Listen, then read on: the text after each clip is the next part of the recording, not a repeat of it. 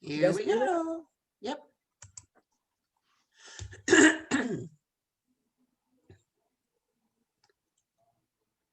Hello, everyone. Good morning for those of you that are, it's morning time, and good afternoon and good evening, depending on where you're calling from. I used to only say good morning, but now we have people from all over. So anyway, I hope your weather's better than ours. We already have, I think it's like 90 something degrees outside right now. It's supposed to be like 100 and I don't know what. Yesterday was 108. It was 105 at 8:30 at night. So after a while, you just kind of ignore it, But I hope everybody's well. If you're joining us for the first time, let us know where you're joining us from. If you're joining us from Bakersfield, you can even say,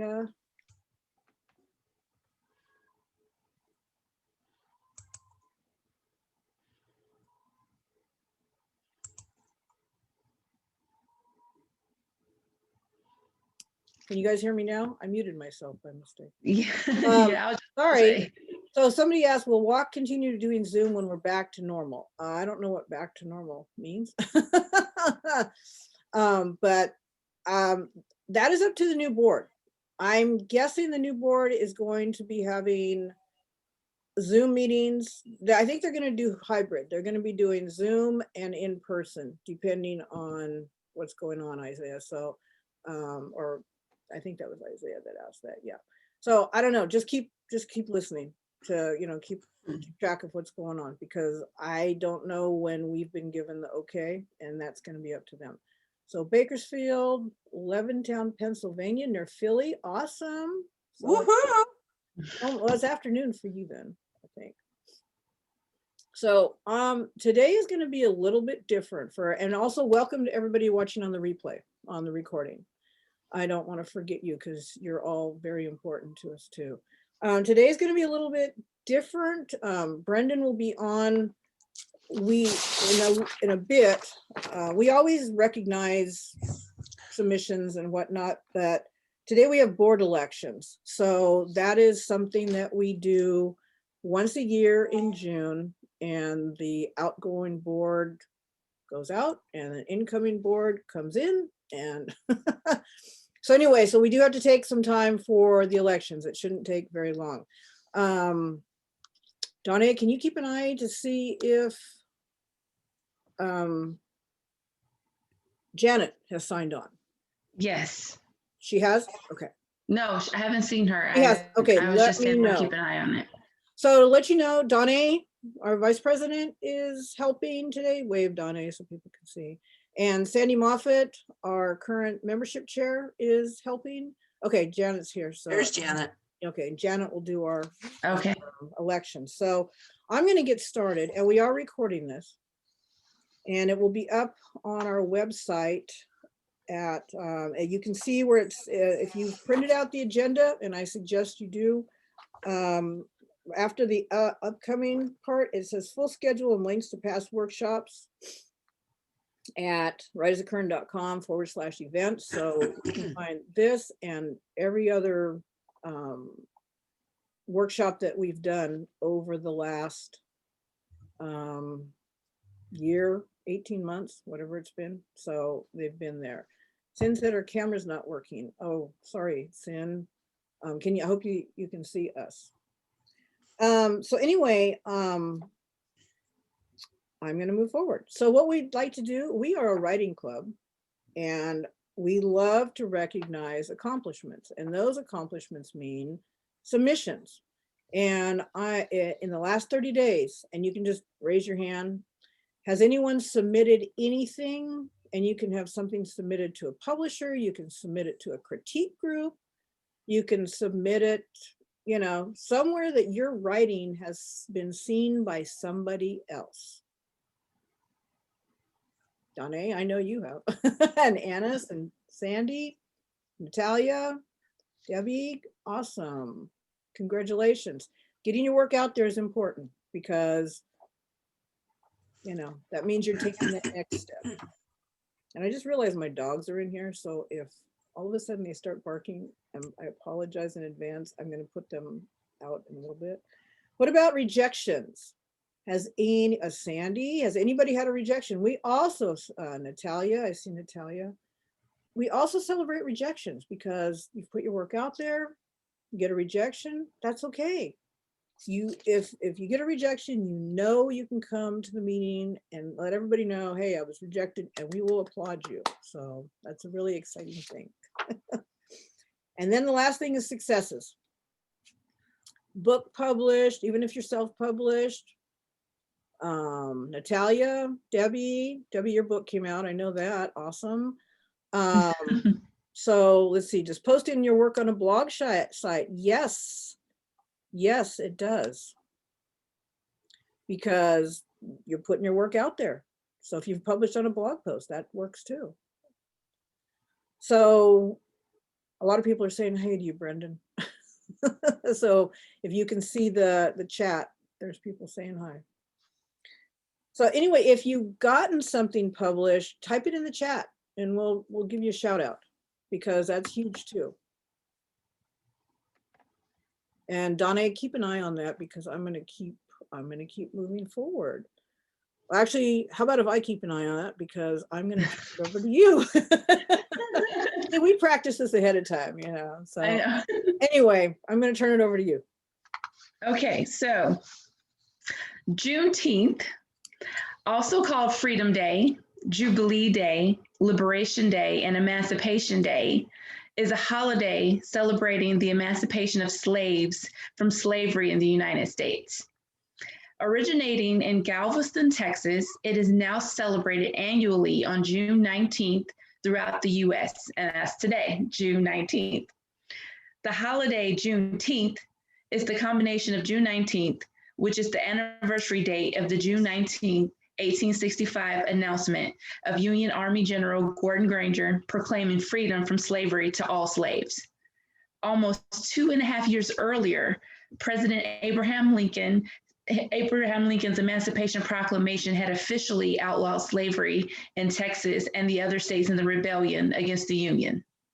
Enforcement of the proclamation was generally left up to the Union troops. And Texas, being one of the most southern states, didn't have very many Union troops when the Civil War ended. Therefore, slaves in Texas had no idea they were free until Granger's announcement. So imagine that. They were still slaves even after 2.5 years after the Emancipation Proclamation. Celebrations date back as early as 1866 with church-centered community gatherings in Texas. It spread, however, across the South and now all over the nation. It often centered on food, festivals, and communion. Before, it was primarily recognized with local celebrations involving public readings of the Emancipation Proclamation, singing traditional songs such as Lift Every Voice and Sing. And if you don't know, that is considered to be the Black national anthem. It is also celebrated by reading works by noted Black writers and poets, street fairs, cookouts, family reunions, and Miss Juneteenth contests, which are absolutely amazing. Today, it is a federal holiday signed by the President of the United States. Juneteenth is not just Black history or an African American holiday. It is an American holiday that should be celebrated by everyone. To me, Juneteenth is a day to honor my ancestors that played a huge part in building this country. And today on June 19th, otherwise known as Juneteenth, we celebrate the end of one horrendous chapter in the United States with joy and festivities. Okay, so after that, we're going to start our board elections. So Joan, I guess we'll hand it over to Janet for our board elections. Find her, so hold on. Can you find her? Oh, there you are. Hold on, Janet. Okay, I just unmuted you. Well, you have to unmute, but there you go. Okay. Okay. As the nominating chair, I present to you today those who have come forward to put their hats in the ring for the 4 voting officer positions. I will also take nominations from the floor, should there be any. If there are nominations from the floor, the nominee must be willing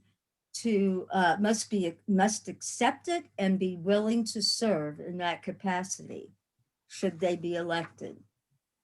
We will be voting by a show of the hand. Did you want to use the hand? No, let's just do by hand. And this is Okay. for WOK members, WOK paid members. So guests don't have indeed. to worry about this. Right. Okay. The president. The main duties of the president are to conduct board meetings and monthly meetings, appoint committee chairpersons, and to be the official representative of the Writers of Kern in all business situations, unless the president designates another officer. Sin Bermudez, is Sin there? She's here somewhere. Her camera wasn't working for a while. So just- Okay. She has accepted the nomination for president. Are there any nominations from the floor?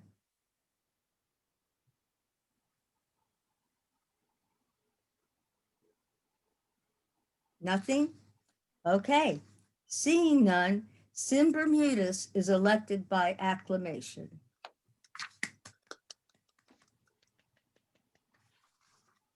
Vice president.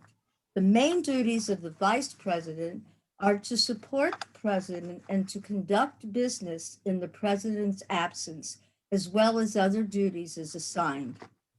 Anka Holdenpilge has accepted the nomination for vice president. Are there any other nominations from the floor?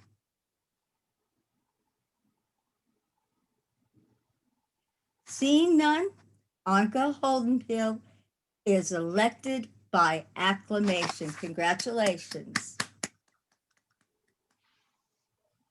The secretary.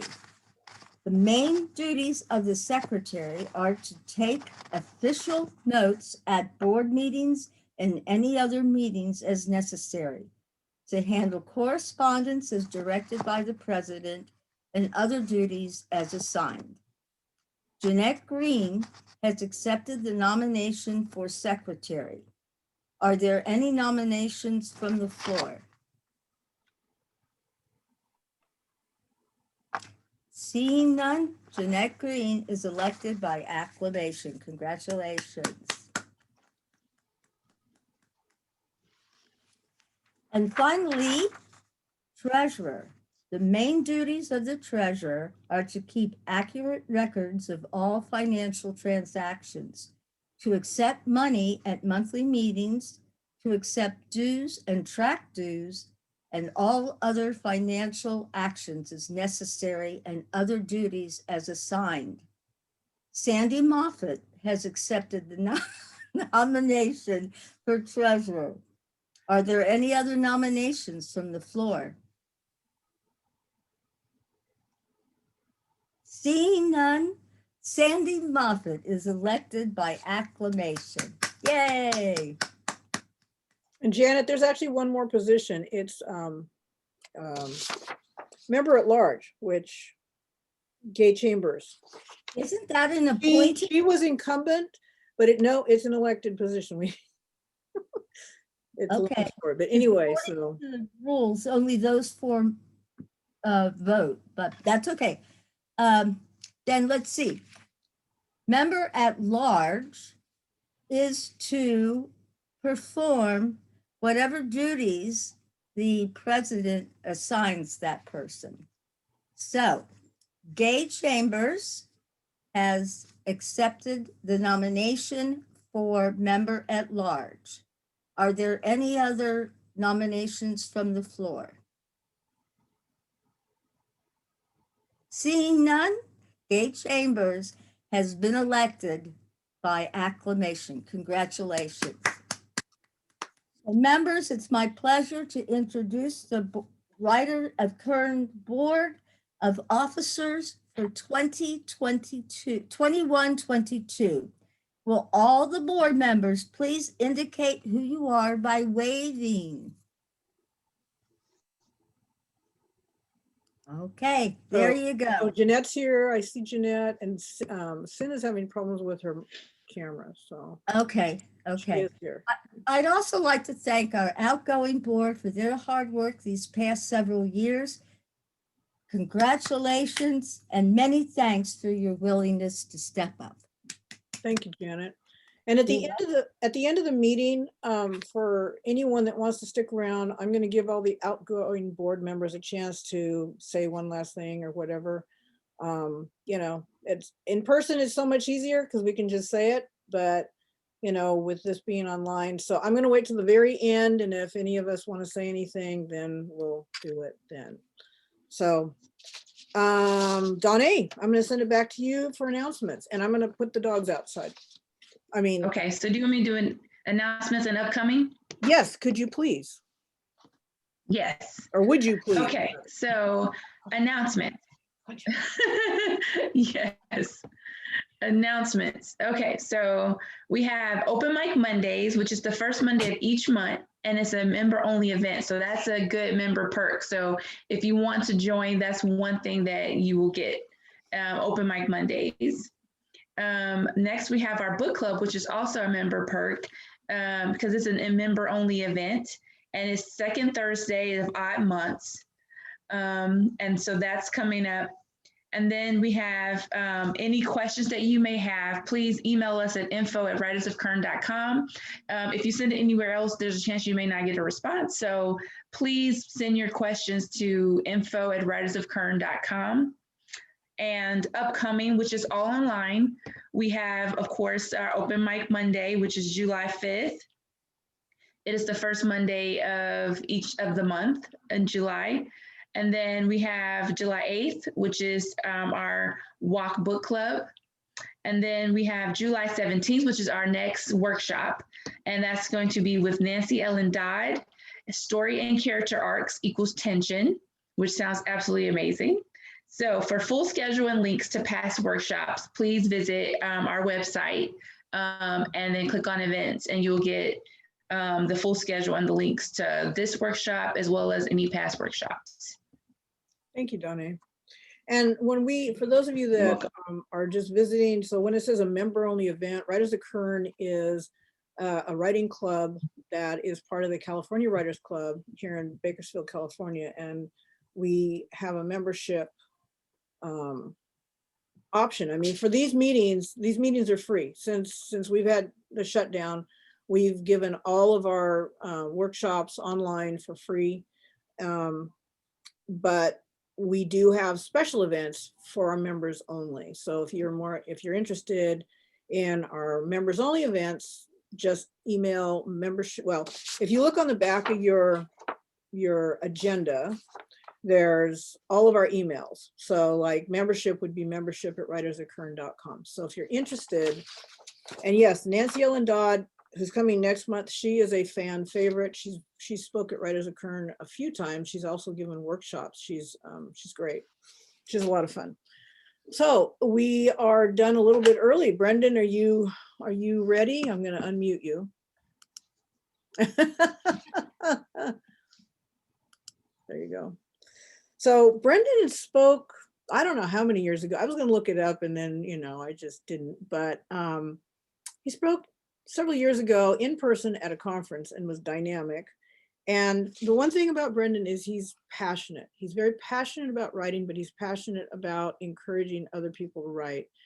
And that is, to me, the biggest thing I remember about him is just his passion.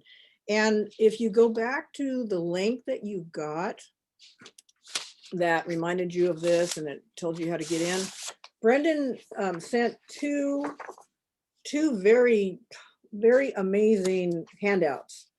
One of it is sampler, and there's a lot of samples of poetry, and I guess it's all poetry, right?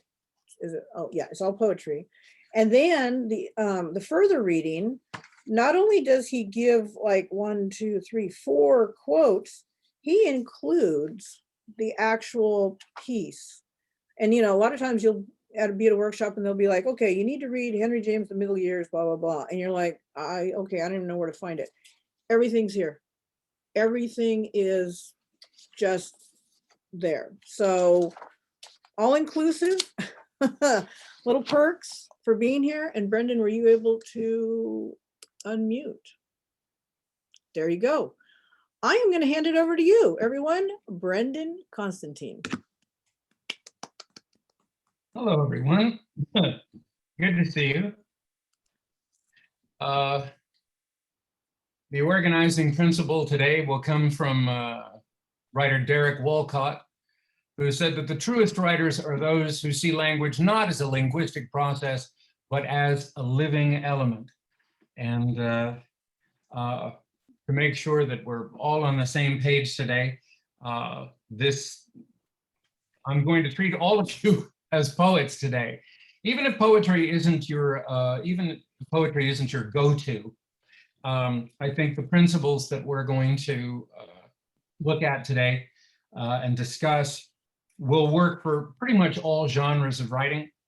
I'll do my best to present those principles in a way that make them useful and applicable to everybody. But poetry is pretty much my first and foremost, and it's the lens through which I see everything else. So for those of you who are decidedly not poets, or at least don't think you are, I ask that you indulge me today. Thank you so much to my friend Joan Raymond for asking me to participate. And thanks so much to Anis Cassels for continued support and momentum. And a big thanks to the Writers of Kern, all of you, for your art and for your example. This is going to be, it's going to be a discussion, it's going to be a lecture, but I'm also going to put you to work. We're going to get something written today. And in fact, for those of you who have been in a workshop with me before, you know what I'm about to do. I'm actually about to ask you to get something to write with and write on right now. I'm a firm believer in what I call free writing. And some of you may know it by different names, but I had several mentors over the years whose attitude was always, yeah, it's great to be studying writing, it's great to be discussing writing, but you really should just be writing. So we're going to do a 5-minute warm-up, and what I'm going to do is I'm going to put a line on the screen, and you're going to take that line and just run with it. There is zero pressure. Don't worry about being asked to share this. Don't worry about it being any good. There will be some opportunities for sharing later on, but it's a no pressure thing. We're really just sort of cleaning off the top layer of whatever is accumulated on the brain during the night.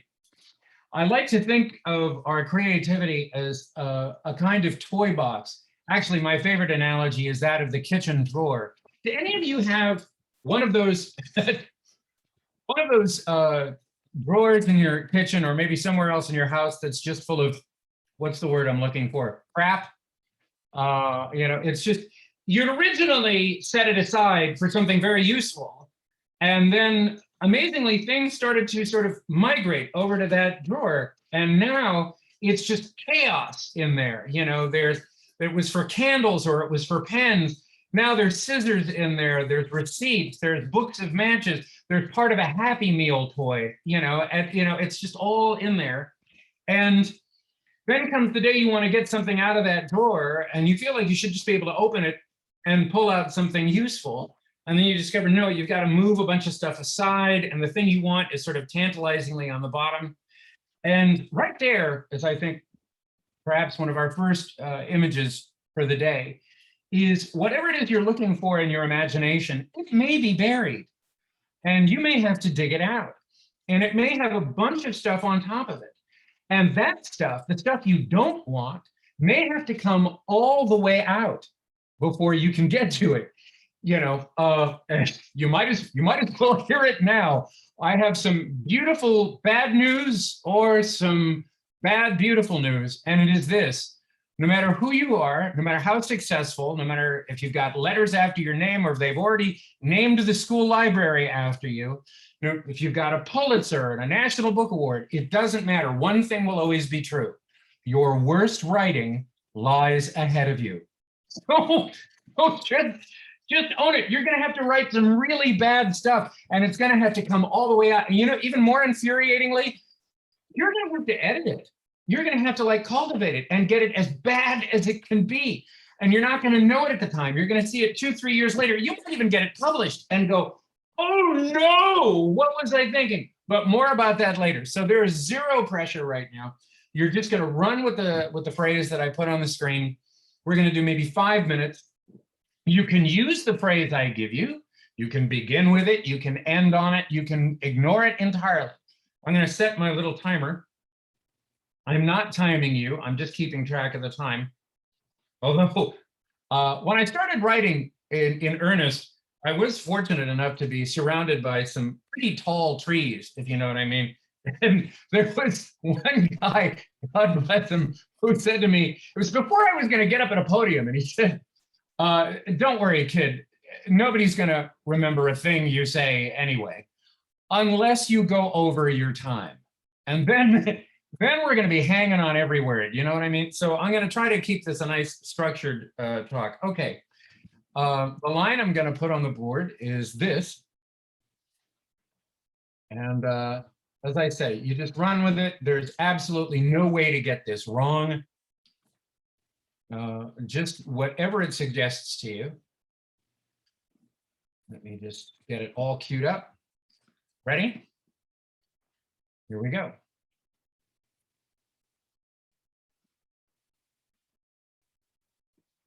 Oh, can you see that? I'm the only one still awake. Let's run with that for 5 minutes, wherever it takes us. I'm going to mute myself and do it with you.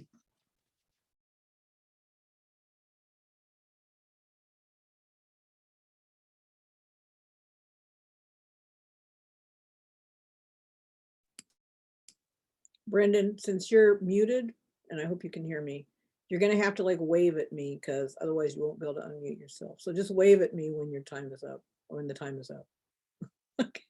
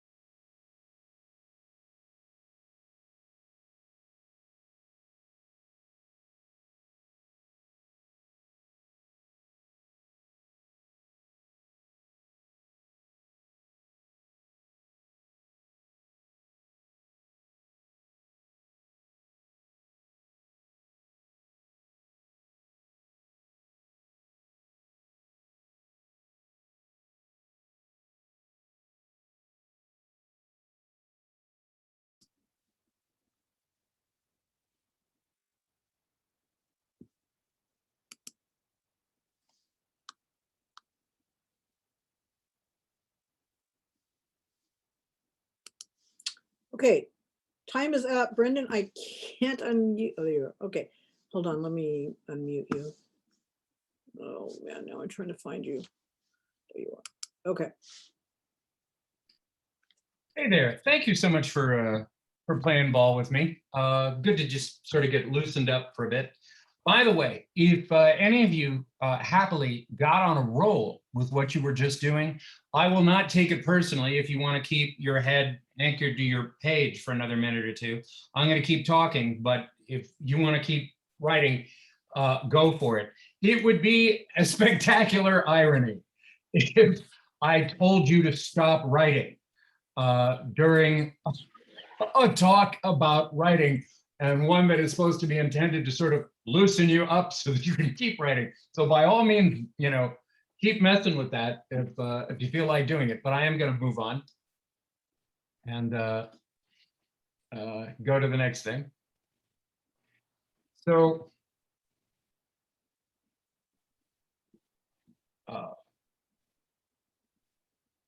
welcome to The Art of Getting It Wrong, which in a curious way is the entire art.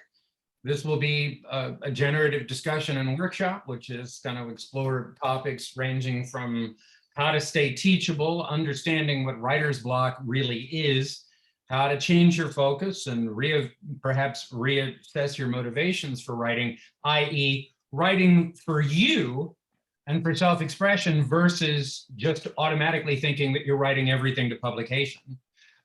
Discovering your own style and drawing a sense of strength from it.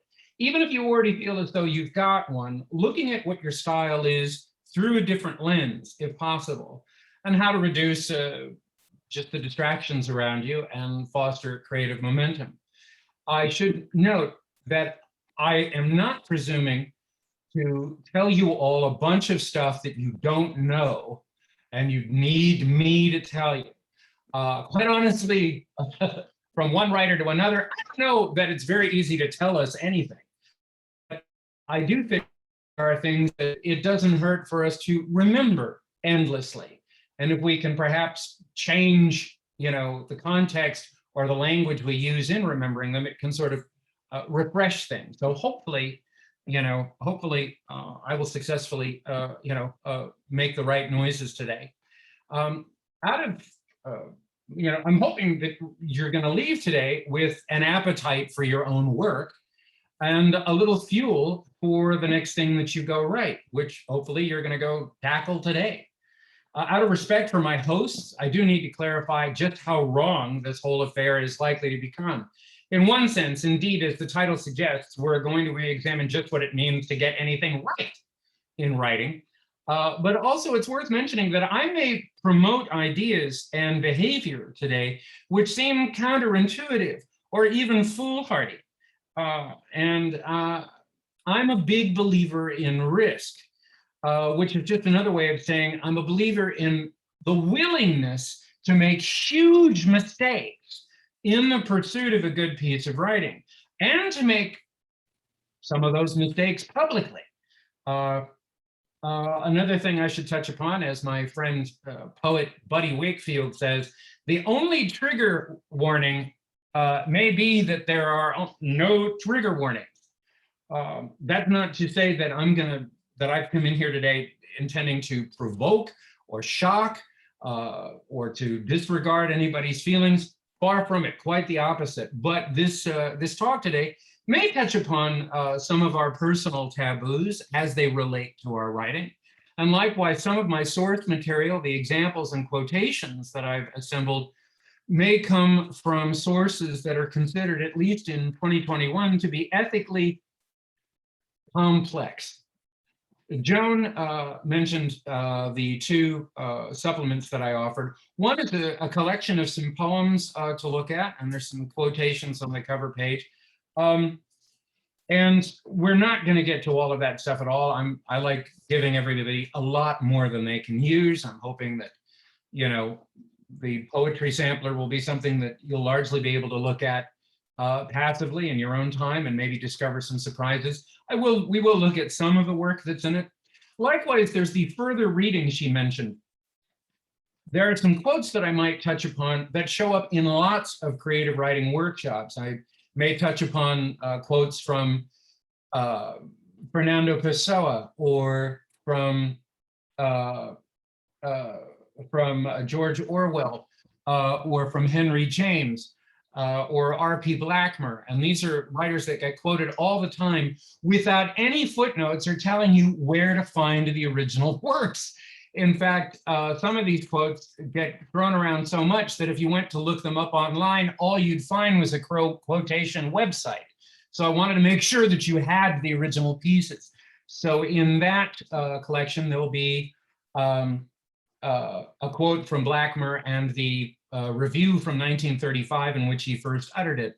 Likewise, Henry James, The Middle Years, which has his famous quote about the madness of art. Well, it came from a short story, and that story is in your packet in its entirety. Likewise, Fernando Pessoa's statements from the Book of Disquiet, got a huge essay from there. And finally, George Orwell, who I'll quote about our motivations for writing.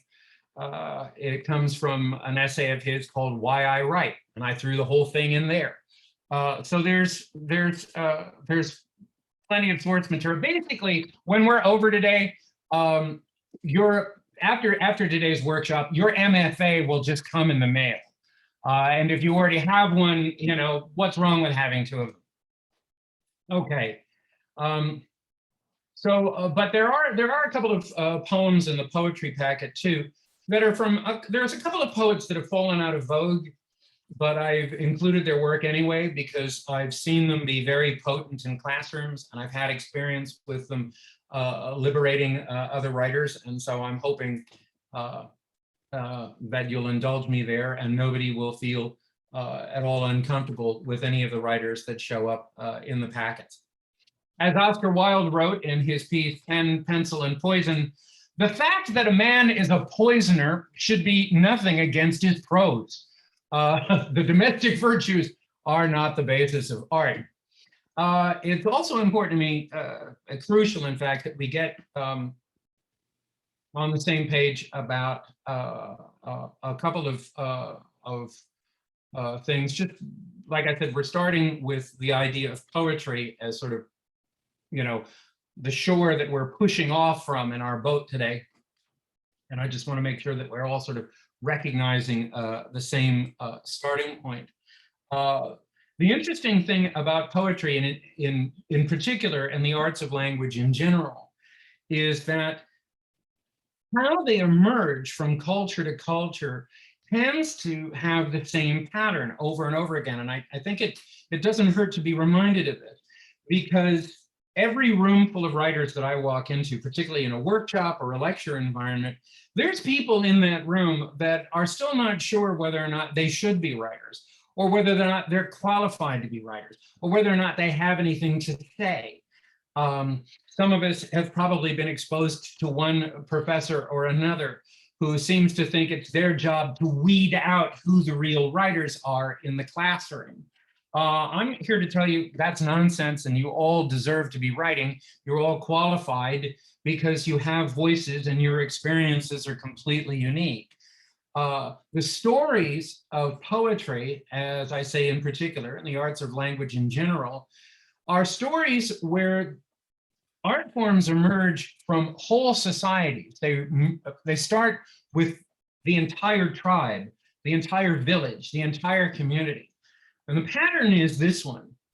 Once a spoken language gets up and running and starts to have some truly defined parameters, that there is a sort of a complete lexicon of some kind that people are using in their everyday lives.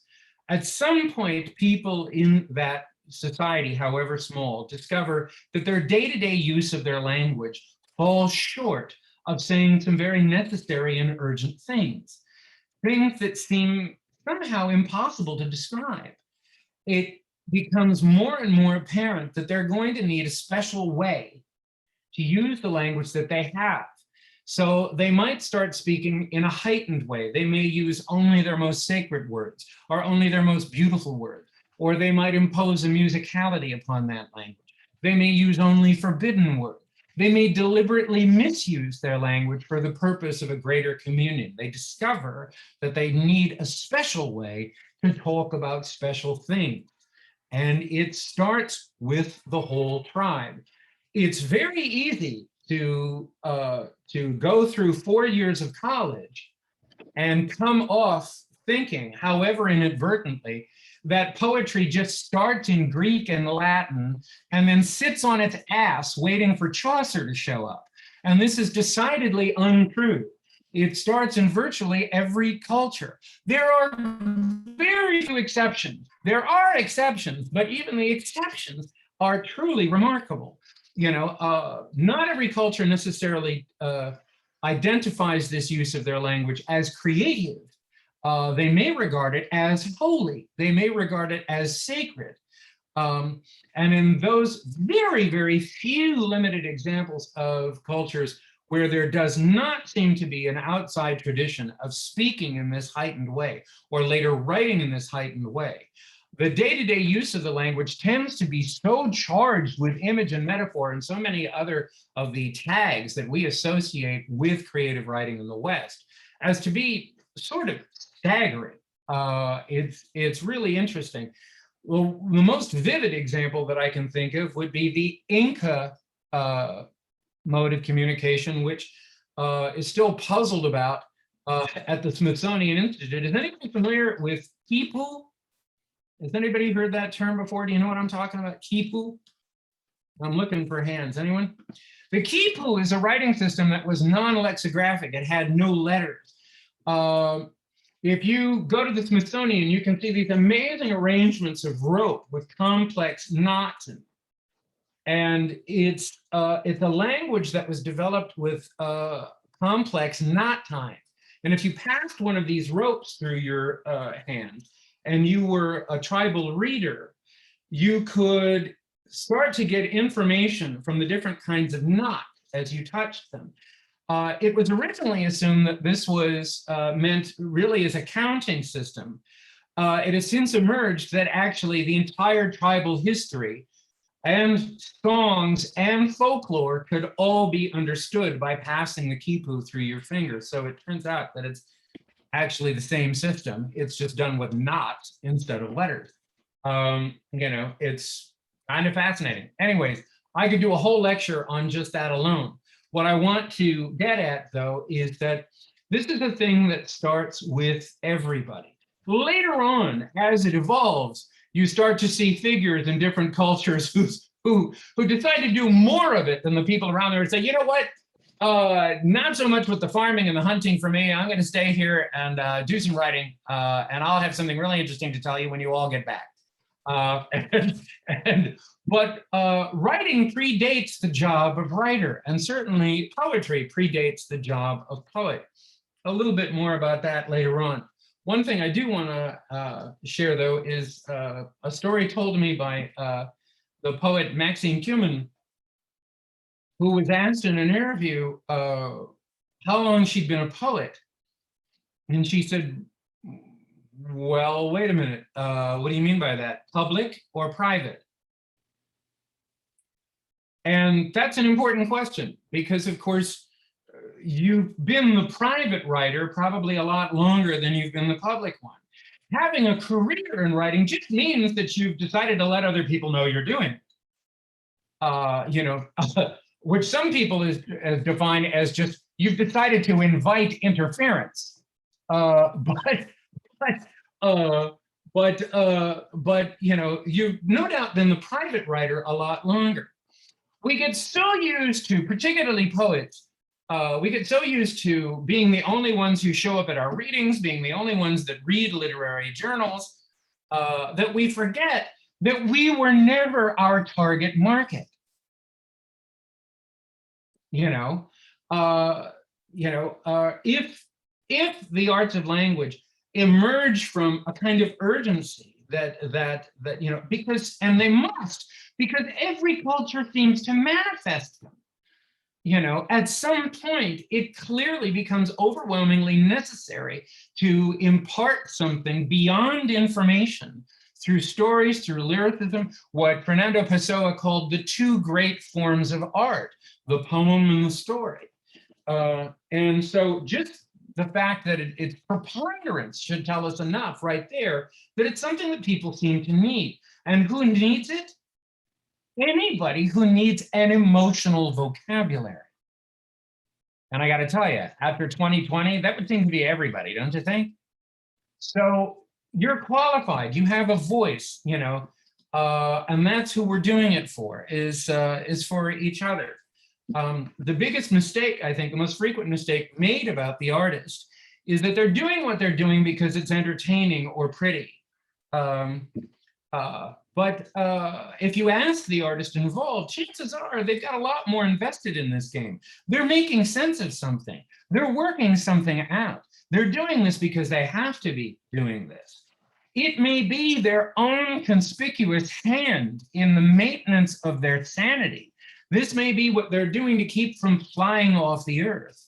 You know, some of us, if we crash landed on a desert island and had no means of writing things down, would get really proficient with mud and sticks, and it's just, believe it or not, the lecture hasn't really started, but it has. Here's another concept, and perhaps this will open us up for other things. Mastery of craft, in my opinion, mastery of your craft is a reasonable expectation. Mastery of art is an insane expectation. It'll never happen. Writers in general and poets in particular are people cursed with the realization that there is no such thing as a synonym. There are just no two words that mean the same thing. And you're never going to be positive that you got the right one. House and home, no. Bloom and flower, not even close. Love and devotion, don't get me started. Mortal self-consciousness cannot, in fact, be described. And chances are that the creative writer is not attempting to describe mortal self-consciousness. The difference is what they're trying to do is embody it. And that's different, The journalist may describe things. The poet and the novelist are going to try to embody it. And that's a different game altogether. That is where feeling will come first. Our art resides in this fact. If I tell you that I am happy or sad, you'll have the information, but you will never feel it with me. If, on the other hand, I can give you a picture to see in your mind, a scenario that you recognize, a sensation that is familiar, one that you remember, with which you identify, an enduring simile, a metaphor, a sumptuous rhythm, then perhaps you and I will begin to feel something together, and we can communicate on a higher level. As Wittgenstein says in Zettel, his 1967 collection of remarks, don't forget that the poem, even though it is composed of language, the language of information, is not used for the information game of giving information. Their feeling clearly comes first. The measure of art, and indeed the aims of any poet, are like the appraisal of diamonds. Does anybody here have an engagement ring? Is there anybody here that's got an actual diamond?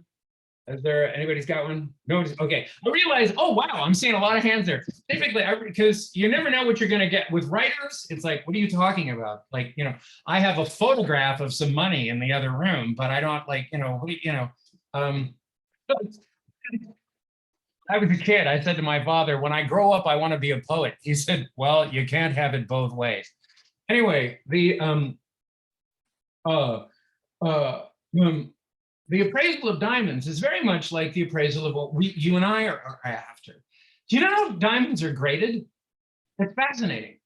A perfect diamond, this is the scale that jewelers actually use. A perfect diamond would be comprised entirely of light. So the most you can ever say about a diamond is in the nature of a flaw. Every degree below being one comprised entirely of light. Another analogy I like is the one of the ancient mariner.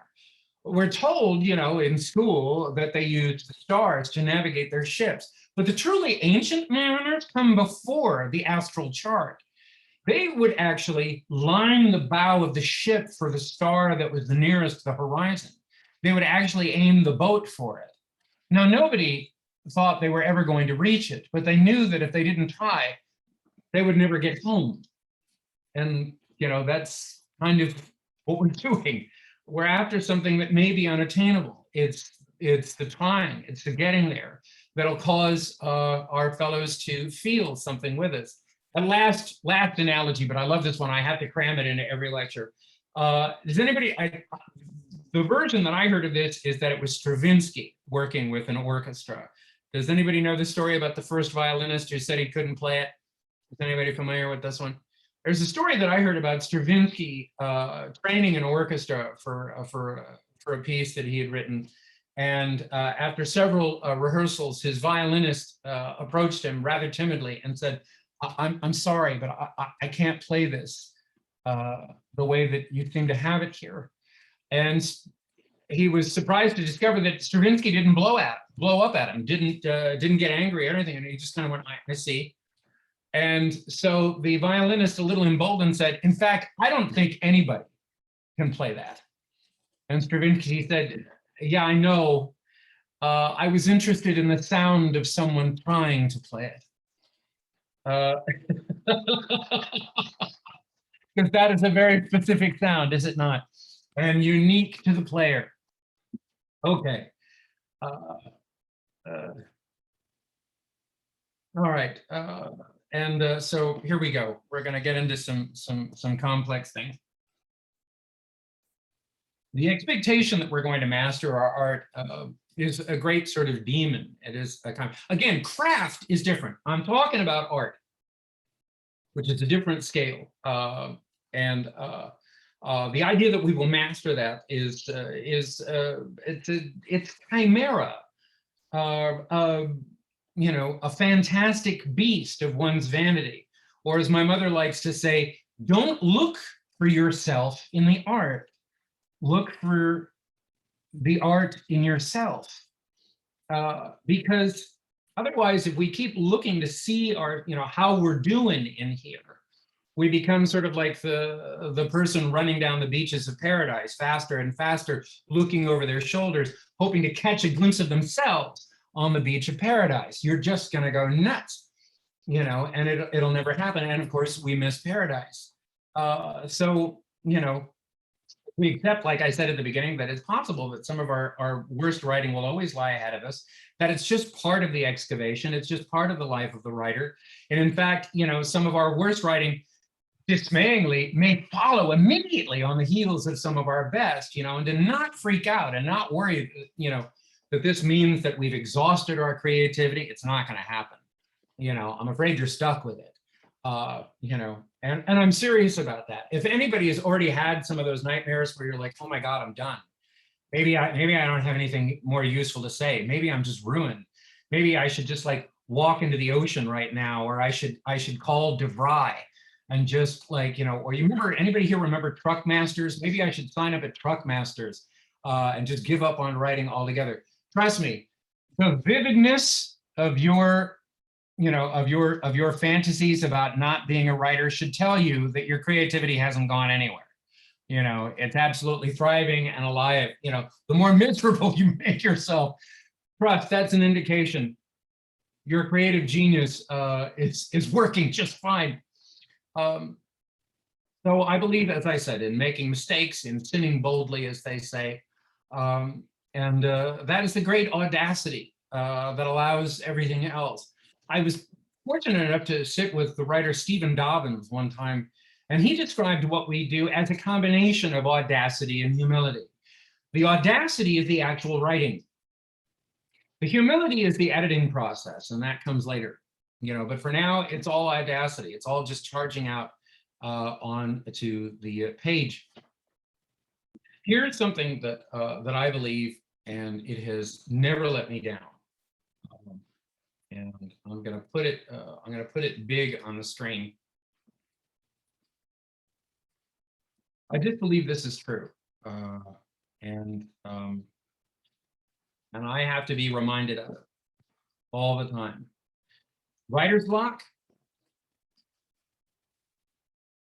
Writer's block is almost never a shortage of magic, but rather a surplus of judgment.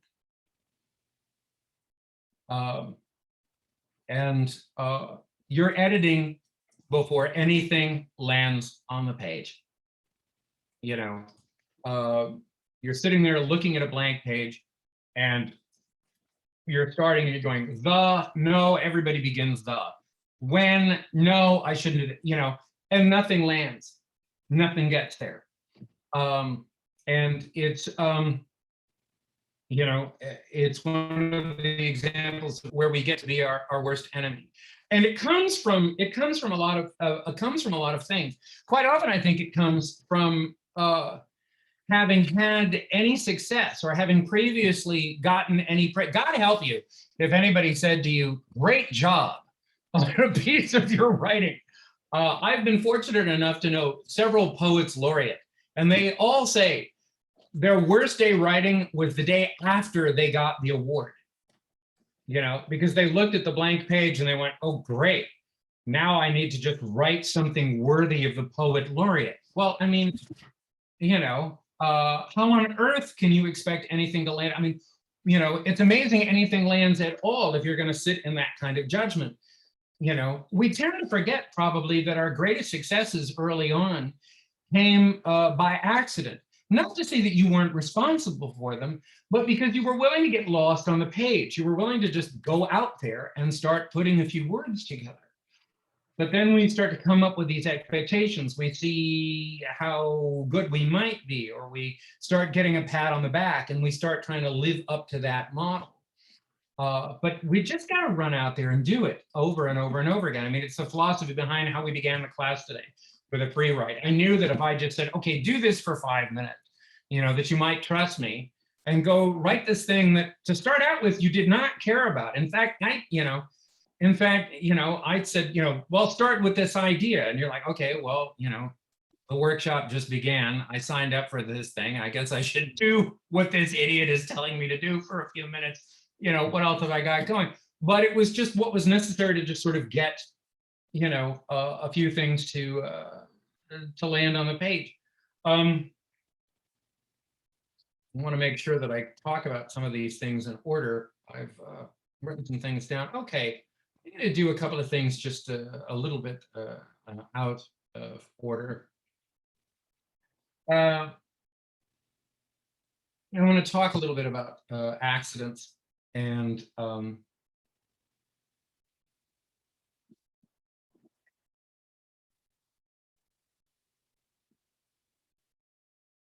I saw an interview years ago with Peter Ustinov and he was speaking. The interview was conducted in Spanish, and he commented, "Perdiso es un país sin teléfonos. El infierno es un país donde los teléfonos no funcionan. Heaven is a country with no phones. Hell is a country where the phones don't work." And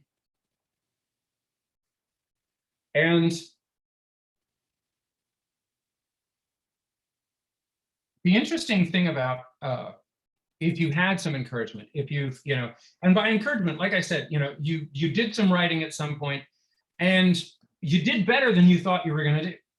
Or maybe you shared it to somebody and they said some good things, or you got some stuff published, or you got some serious pats on the back, whatever it is. One of the most pervasive ruts that I see writers getting into is they forget the role that chance played in whatever it was that got them to start writing in the first place, or the pieces of work that they found the most satisfying. They forgot that chance probably played a big role in there. And now they go back and they try to recreate those original successes again, but this time by sheer will. You will go nuts. And at the very best, you will produce something almost as good as you used to be. personally, these are my conclusions drawn from my own experience, but my experience has been that if I remain open to chance, to accidents, if I remain open to one really useful principle, and that's this, that whenever I'm writing, there will always be two subjects. There will be the subject that gets me writing, and then there's the subject that I'm likely to discover after I've started. And I'd love to take credit for that idea, but it's not mine. It came from this gentleman, Richard Hugo, in this very useful book on writing, The Triggering Town. If you don't have it, it's easy to pick up. You could probably get it for the cost of shipping on Amazon or Ex Libris. I bet Powell's will sell it to you for pennies. Really useful book on writing, but he talks about this principle quite a bit, even going so far as to say that second subject may be something that is pointed out to you by somebody else, but you've got to start writing to find it. But that this will always happen. Personally, I've certainly gone out writing thinking, okay, I know how this is going to end, when I started out writing, but chances are I deviated heavily from that map on the way. We're told these stories about, I think it's Steinbeck, who supposedly, like, Babe Ruth would sort of point at the beginning of each day to where the ball was going to go. But that may be an apocryphal story. The richest experiences of writing tend to be where we're not 100% sure what's going to happen. And if we're working on a novel and we know, okay, this is where I want the story to go. If any of you here have had that experience, I'm sure you've had the experience of then discovering that maybe the characters had something else in mind, and they started pushing back and telling you that they, or that they wanted to behave in a different way, or they got cranky, or they weren't, or even the weather in the story you were writing changed, and you got rained out. But these things do happen, and if you're sort of open to trying it, we're the ones that think, that every effort should, we should just knock it out of the park every time, and that every draft we do is in stone, but it's not, and so long as we're open to a little chance, and if you're willing to accept with me today that a role, that we do have to get lost on the page, and that we have to be willing to go get lost on the page, that we have to be willing to be writing out of our depth, that we sort of go forth and not know what's happening, that we're willing to be that audacious, that we're willing to go out and and entertain, however briefly, that we might have something worth saying, and that we might ourselves not even know what it is. As Socrates said of us, that we were more like oracles and were perhaps the worst authorities on what we ourselves had written. If you're willing to go with me that far this morning, then I'd ask you to go a little farther. I'm going to drop another name today. I had a great conversation years ago with Billy Collins, a former poet laureate of the United States. I actually wrote to him last night because I wanted to let him know that I was talking to you today. I was hoping he would give us that he would say something about it, but he hasn't written back. But he told me this amazing story. His father died. This story goes back. I think the conversation was 20 years ago. I think it was 2001.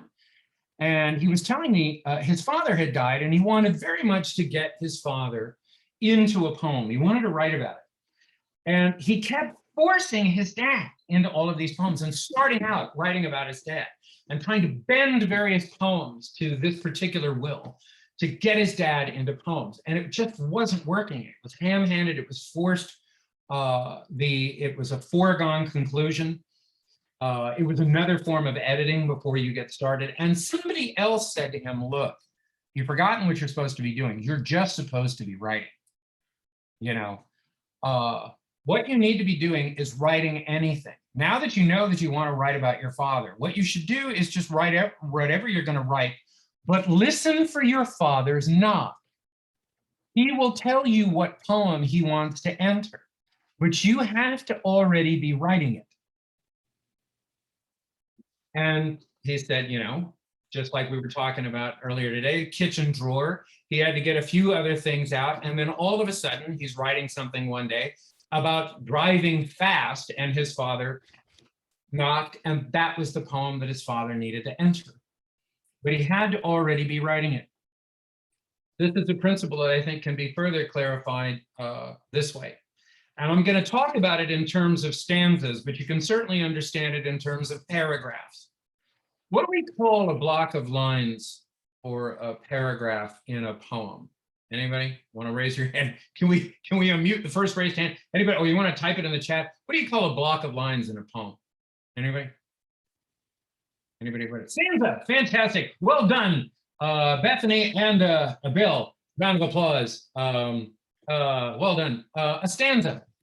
That's an Italian word. You know what I mean? Room.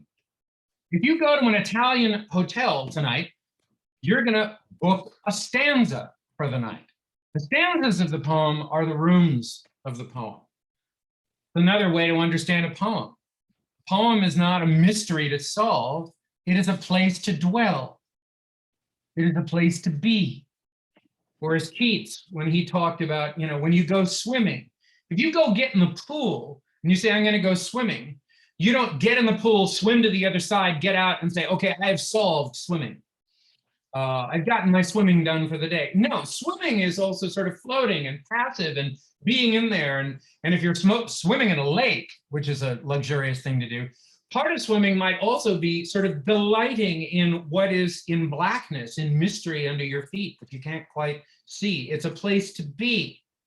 So if the stanzas of the poem are the rooms of the poem, and we accept that whatever it is we're writing, its true subject may not emerge right away. And if we identify with Billy Collins' story that his father might have needed the right poem on which to knock, then I think we've got a great way to understand this. You may have to get a few rooms built so your subject has someplace to arrive.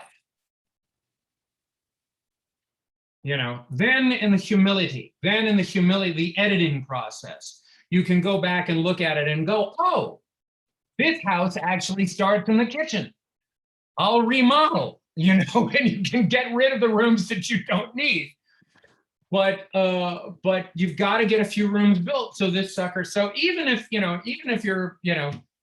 those first few rooms don't impress you, even if what you're writing is just like, even if all you're writing is starting out with, I don't know why I'm writing today. I've got nothing to say. I'm hungry. My butt itches. I was binge watching all night. I have nothing to say to anybody. There aren't enough carbohydrates in the world, on and on and on. Fine. That's one room down. Now you build the next room. And you keep going and you keep going and you keep going. Okay. Let me just have a look at my time here. Okay. I'm going to do, I'm going to break things up right here. I've still got some places for us to go and some things for us to try, but I'm also a big believer in surprise and taking things out of context all the time. I have to say, in this wonderful book, which I highly recommend getting, Figures of Thought by Howard Nemeroff, it's out of print, but very easy to find online. One of in my opinion, it's the best book of literary criticism ever, specific to poetry, but he will get you wanting to write. And he has wonderful things to say about what it means to be teaching writing, and the idea that, your writing teacher shouldn't necessarily be able to explain everything down to the teacups. Indeed, a good writing teacher should have humility and not confuse teaching writing with being taught by writing. Anyway, he says that good writers are people that have never quite grown up. That it is that we need to be, that he says all writers are a touch Peter Panic. And I do believe in a truly childish sense of wonder being necessary and useful, to practice what some writers, I think Rethke is quoted with having said, perpetual astonishment all the time. That sort of childish mindset that, like, the first time when you were a kid and you watched one person get into an elevator and the doors closed and then the doors opened and then 4 people got out and you went, ah, that's the room you go into to become 4 people. You know, you cut your hair, more hair grows, you cut your hair, more hair grows. Obviously the skull is filled with hair. You know, why do you never see elephants hiding in trees? Because they're so good at it. That kind of, it's all possible all the time, you know. I was reminded of another example just yesterday, seeing somebody on the news who was talking about their partner as somebody who was very active in environmental causes and preserving our natural elements. But what they said was, my husband is a great big green person. Now, taken out of context, that's an amazing statement, you know, and if you're willing to practice, wow, your husband is a great big green person. So it's what's on the inside that's important to you, isn't it? You know, it's that, you know, it's that kind of, you know, it's that kind of possibility in all faith. So in the spirit of suddenly changing the context on you, as for a few people, anybody who's willing to share their free write, it came at the beginning. We can't get through everybody. Can I have help getting my raised hands here and keeping track of them? Okay, Just to so keep track. Natalia, myself and Donna will. Okay, and you okay? If somebody wants to read, they should put something in the chat. And if you don't know where the chat is, go to the bottom of your screen. It should say chat. The chat will come up and then just say. Shelley's hand went right up, so I know Shelley's on that list. Who else had a hand go up there? Hold on. Okay. I had a decent one if you want to listen to mine. Okay, and it looks like at Terry and Carol's room there, somebody had a hand raised there. Probably about 3 or 4 would be the best. Okay, yeah, let's get some of those. Okay, Danae and Joan, do you want to just choose an order and we'll you know, see who's willing to read what they got? Okay, I'll unmute Shelley. Okay. Okay, thank you. Because I'm the only one still awake, I'd like to take this moment in time to create a rhyme. That's who I am, no matter what I do. I always want to write a poem that rhymes too. And so here I go, writing quietly in the night. I don't even care if it turns out right. It's fun for me to create poetry. I was named after the poet Percy B. Shelley. It was my true destiny. I only fulfill my own free will and stay up late. The words won't wait. They flow in ink as I think. Someone once called me the queen of rhyme. I seem to do this all the time, even when I'm talking, often while I'm walking. I can't help myself at all. Thank you. And I put in the chat when you were talking, Brendan, about, you know, not growing up. I said, that's why I'll never grow up.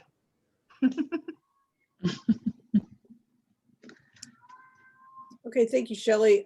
Donna, did you, let's see. Is it Cordelia?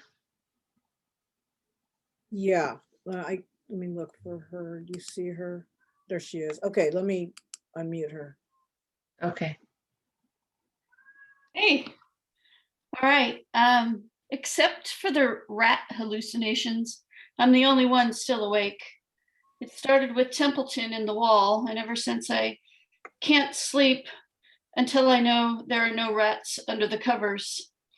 I once found a rat in my closet by the time I had to reverse decapitate a rat from my side of the fence. Pay no mind, I would cuddle one if I could, but they aren't really here, just a ghost to my right hip or a nibble on my lobe. Right on. These are great. I had muted myself there for a moment. Shelley, it sounded like you almost couldn't contain it. It almost got away from you. You just couldn't stop. And Cordelia, wonderful to see you again. Cordelia and I met at a conference in San Jose a few years back. The ghost on your hip, what a dazzling image that is. Oh gosh, I'd love to hear a couple more if we can. Mandy Mandy has one. Mm-hmm. Hold on. Did you see her? Find her? Yeah. Go ahead and you do that one. I mean, unmute her. Oh, wait, go ahead. Oh, okay, hold There on. we go. Am I coming through? Yes. Okay. So I'm the only one still awake. The fan motor whirs its lullaby, and still I stare at the glow-in-the-dark stars playing peekaboo behind its mirage of blades. Babe, are you awake? He snores. The breeze comes down from the ceiling, and a long ago beach invites me over the ledge of consciousness, but I'm too afraid to slip into its gentle waves.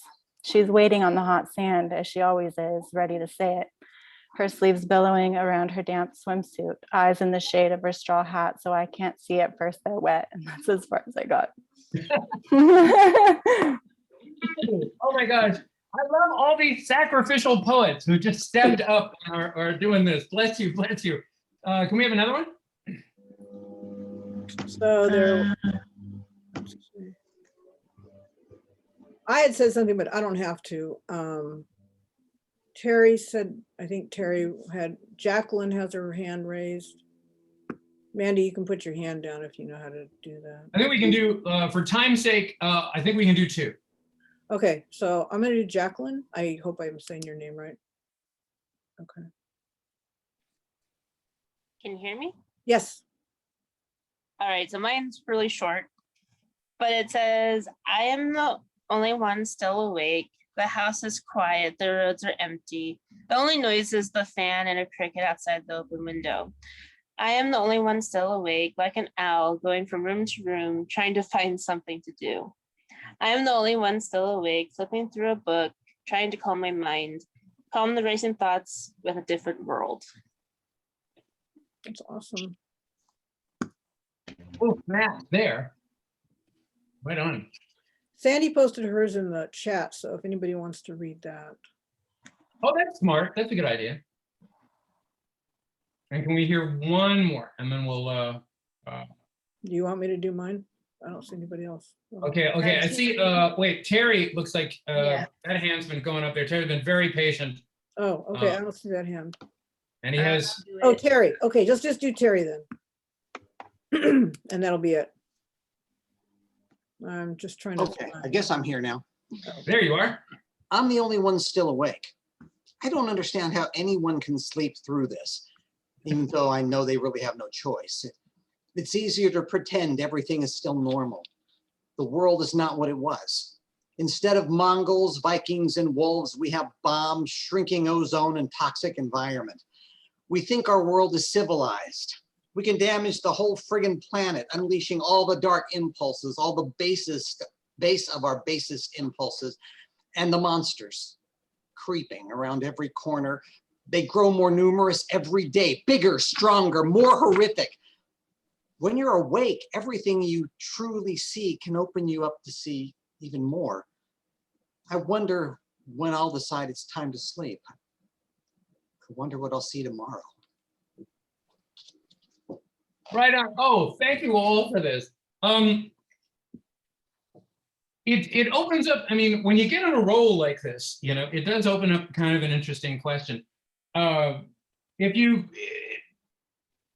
If anybody here has a baby in their life, you know, you've got a baby, or you know somebody that has a baby, or perhaps you've seen a baby in a museum. They're smaller people, you know what I'm talking about. Do you ever see when babies will do something? Now, I have the same haircut I had when I was a baby, so I should be able to make this look good. Which is, you'll see a baby in a high chair and they're sort of doing this.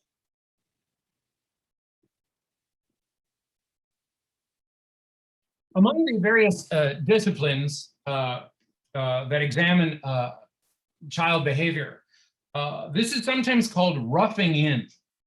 And it's believed that babies are in a kind of upload mode.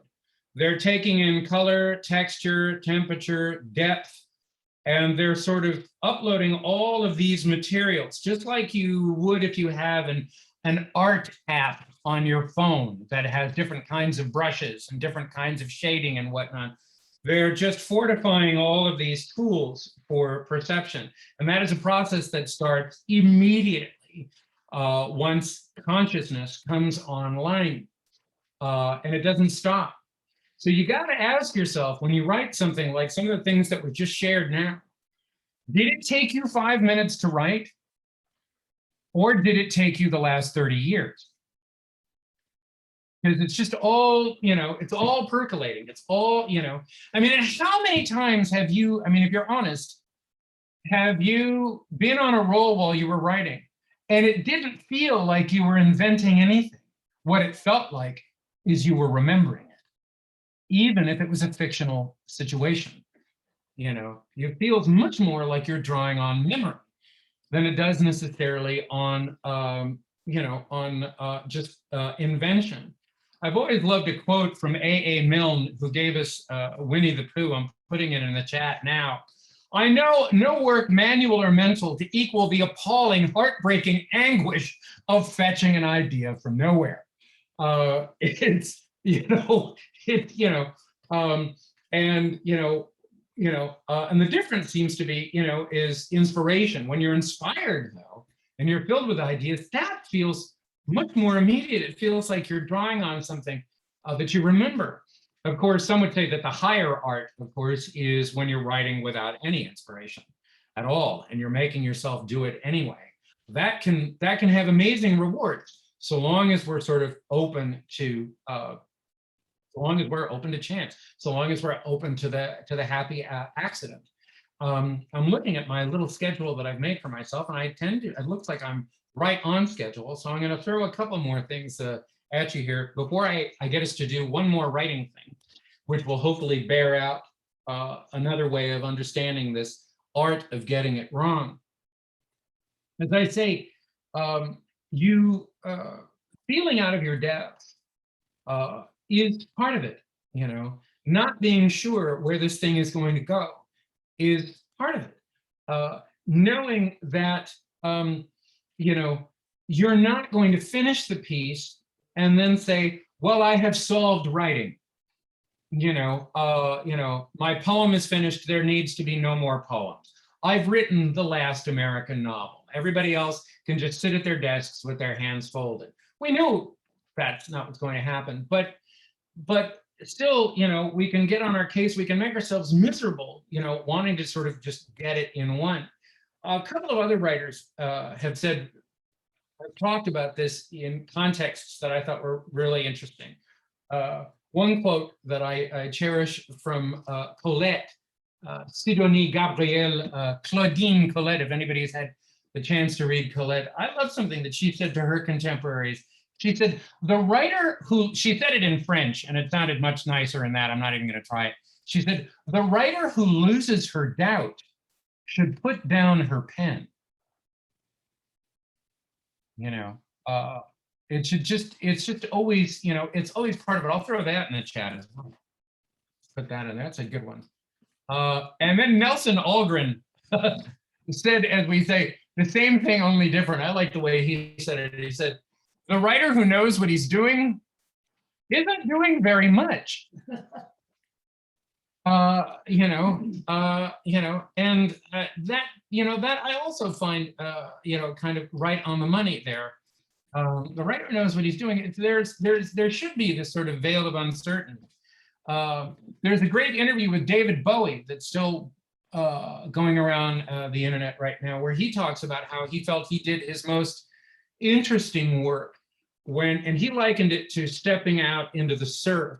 And he said that moment at which it felt as though his feet were just raising out of the sand a little bit, and he was starting to find himself at the mercy of the tide, and he wasn't completely in control. That was when he was going to do his most interesting work. The artist Laurie Anderson, I got to be in a room with her one time, and she said, all of the work that I'm known for, the pieces that are considered my best pieces or the ones that people associate with my career, all of them were plan B. Plan A sort of exploded in my face. It didn't go where it was that I thought it was supposed to go. And I had to relinquish a little control. And plan B was the thing that turned out to have the highest work, that had the highest gear to it. Okay. Many different writers have commented on the conditions under which they're most comfortable writing. Distraction seems to be a perpetual devil for a lot of us. And right now, there seems to be more than ever competing for our attention. Personally, I have never been able to marshal a regular set time every day to write. I know writers who do. I admire them and say, these are, you know, I think it's Tom Clancy who actually sort of get up in the morning, check into his office at 9, you know, take a lunch break, come out of the office at 5, you know, and just work. I can only look at that in awe. You know, I've managed to publish a great deal of work at large, writing whenever I could, writing on the armrests of chairs, you know, writing wherever I can, and treating absolutely everything around me as a book. If the Smithsonian has Tipu rope books hanging there, and that's all they are, these tangles of string, if all they really are just books, then, you know, then so is this, and so is your laptop, and anywhere you can get writing. A great distraction is the idea of like, well, is it higher for me to be writing by hand than digitally? I write wherever I can. I write by hand. I write in notebooks. I write on my phone. I write on receipts. You know, anywhere I can get it down whenever I can. But contending with distraction tends to be, you know, a big bugaboo, and it's difficult to. And however you're comfortable is however you're comfortable, and that's another thing that you need to take judgment off of. They say that Camus discovered he preferred to do all of his writing standing at a lectern. And that was one of the ways that he met his distraction head on instead of fighting against them. Was that he was, okay, well, this is clearly where I'm the most comfortable, so I'm going to write standing here. Thomas Wolfe wrote most of Look Homeward Angel standing over a refrigerator. He was very tall. You know, but that was his comfortable. Now, here's the thing that always blew my mind. Has anybody read the poetry of William Stafford? Oh my God. He will break your heart into millions of tiny little pieces and then hide it for 6 months. If you want to, you're not going to thank me for this. If you want to be emotionally ruined, read a poem of his called Traveling Through the Dark. And then, I don't know, you know, and then talk to a psychiatrist. You're going to need medication. Therapy isn't going to do it. Not a psychologist, a psychiatrist. You're going to want drugs after you read this poem. But anyway, he supposedly was most comfortable lying on his back, writing in his notebook like this. I could never do this, but that was how, this was sort of a two-tier system for how he contended with his distraction. First, he found that this was his most comfortable posture, so he embraced it. And he wrote every day in a notebook, upside down, like this. The other thing, what he wrote, and I'm going to make you try it right now. And it should only take about 5 minutes. It may take less. Instead of setting my timer, what I'm going to do is we're going to start with 2 or 3 minutes, and we'll see who needs more time. But what he would do is he would say, look, I may not get all the writing done that I want to today. I can't count on having the luxury of having hours and hours in which to write. So here's my daily goal. I'm going to write down 6 things that I remember sensing in the previous 24 hours. And they don't necessarily have to be all 5 senses, but just 6 sense memories. And they weren't elaborate sentences. Sometimes they'd be very, very short. He would just get down. I mean, it might, it might be something like this. You know, it might be the flash of red gingham on Julia's dress, the earthy smell of a new book, the sound of my neighbor laughing through the wall, the taste of a black penny, the feel of someone else's keys in my left hand, the phone ringing under a blanket. 6 things. Now, in that particular case, I think I've got 5 senses and then I repeated one. But I mean, you could do all smell, or 2 for sight and 3 for taste. It doesn't matter because it's going to be in proportion to what you remember sensing. But get 6 sensory memories down on the page. Go ahead and start right now. Keep it simple. Stanford would fill books with these, and not look at them necessarily. In other words, right away, like he'd write a 6. And if he had more time to write, he might add to it. But he knew he'd reached his quota for the day. Next day, another 6. Next day, another 6. Next day, another 6. Then maybe at the end of the week, he might start going back through it and reading some of those lines. Reading them how? Entirely out of context. So that now they were free of judgment. And the older the entries were, the better. 2 weeks, 3 weeks later, a month later, going back and reading some random day of sense memories when you've truly forgotten that it was you that wrote it, and all of the baggage that you carry looking at your own writing is suddenly not so handy, and you're able to suddenly see, oh my God, that's an incredible image I just came up with. I'm a genius. But go ahead and, this is a great daily practice, particularly if right now you're in one of those periods where you're on your own case all the time and you're going, I call myself a writer and I haven't written in days. Just do this. Do this once a day. It doesn't matter what time of day you're doing it. You can have it be a thing you do before you go to bed. Sometimes that's even better. When you're tired because you're less reasonable. And you get 6 down. And then don't look at them right away. Stick it aside. Go back and look at it again out of context. I promise you, after a week of doing this, you're going to surprise yourself with what you've got there. And sometimes, now I'm going to show you my examples again. I'm going to throw them on the screen one more time. Now, sometimes you get lucky. Sometimes these things that go to, now these are pretty random for me. But if I took away the numbers,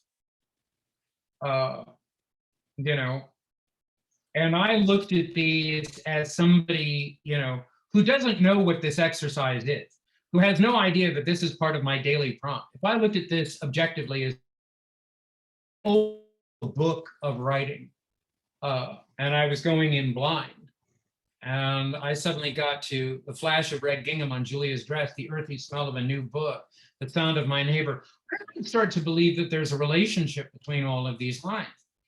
Your reader is certainly going to start drawing conclusions.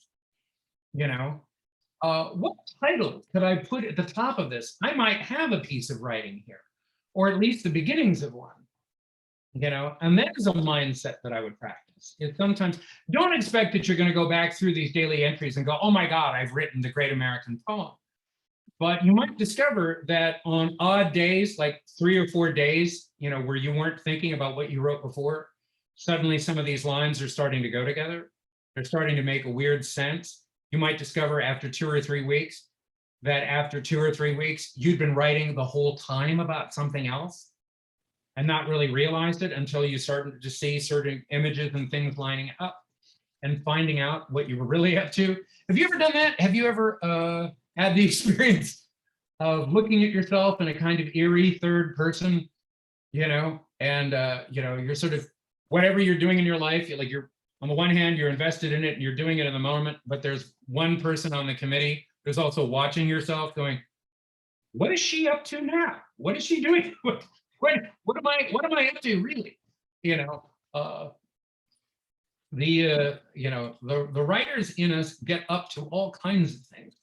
And, sometimes we're not the best judge of what we're up to, and we kind of need to see it out of context. Let me go back to my notes here. Okay, so who here, does everybody have their 6? Is there anybody that wants to, who would like me to just be quiet for a minute so that they can get their last line down? Does anybody want me to stop talking so they can write this?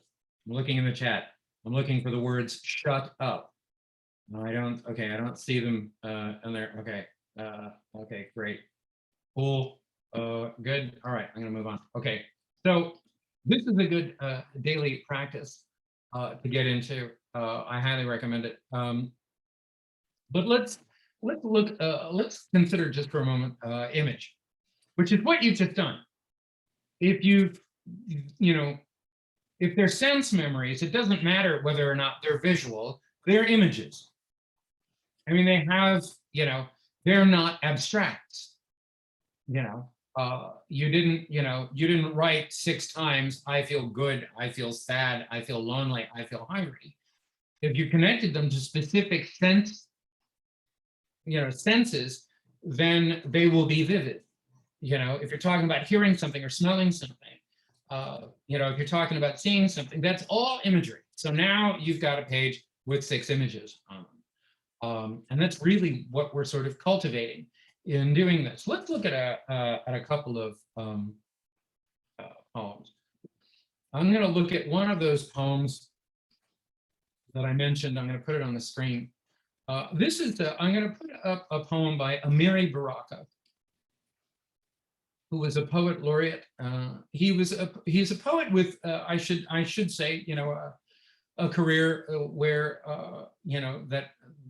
that was checked with lots of different accolades, but also points in which he really provoked a lot of thought and debate among his audiences. Some people he actually ultimately got asked to step down as poet laureate because he'd written some controversial poems. In some schools, they consider using Amiri Baraka as a kind of trigger warning. I'm going to show you a poem that I like teaching specifically because I had one of the best days teaching I'd ever had with it. I was working with veterans at Walter Reed Hospital, and a bunch of people that had never written poems before detonated on this poem and had some amazing breakthroughs with it. And I've always cherished this poem. We're going to look at a poem called Preface to a 20-volume Suicide Note. You're going to see something that he does, which I think is really interesting in this piece. He wrote it for his daughter, Kelly Jones. Preface to a 20-volume Suicide Note. Lately, I've become accustomed to the way the ground opens up and envelops me each time I go out to walk the dog, or the broad-edged silly music the wind makes when I run for a bus. Things have come to that. And now each night I count the stars, and each night I get the same number. And when they will not come to be counted, I count the holes they leave. Nobody sings anymore. And then last night, I tiptoed up to my daughter's room and heard her talking to someone. And when I opened the door, there was no one there, only she on her knees, peeking into her own clasped hand. One of the reasons I love this poem is that it does so much work with its closing image. And its closing image there is so vivid and so particular and so mysterious that the poem haunts me and stays with me afterward. The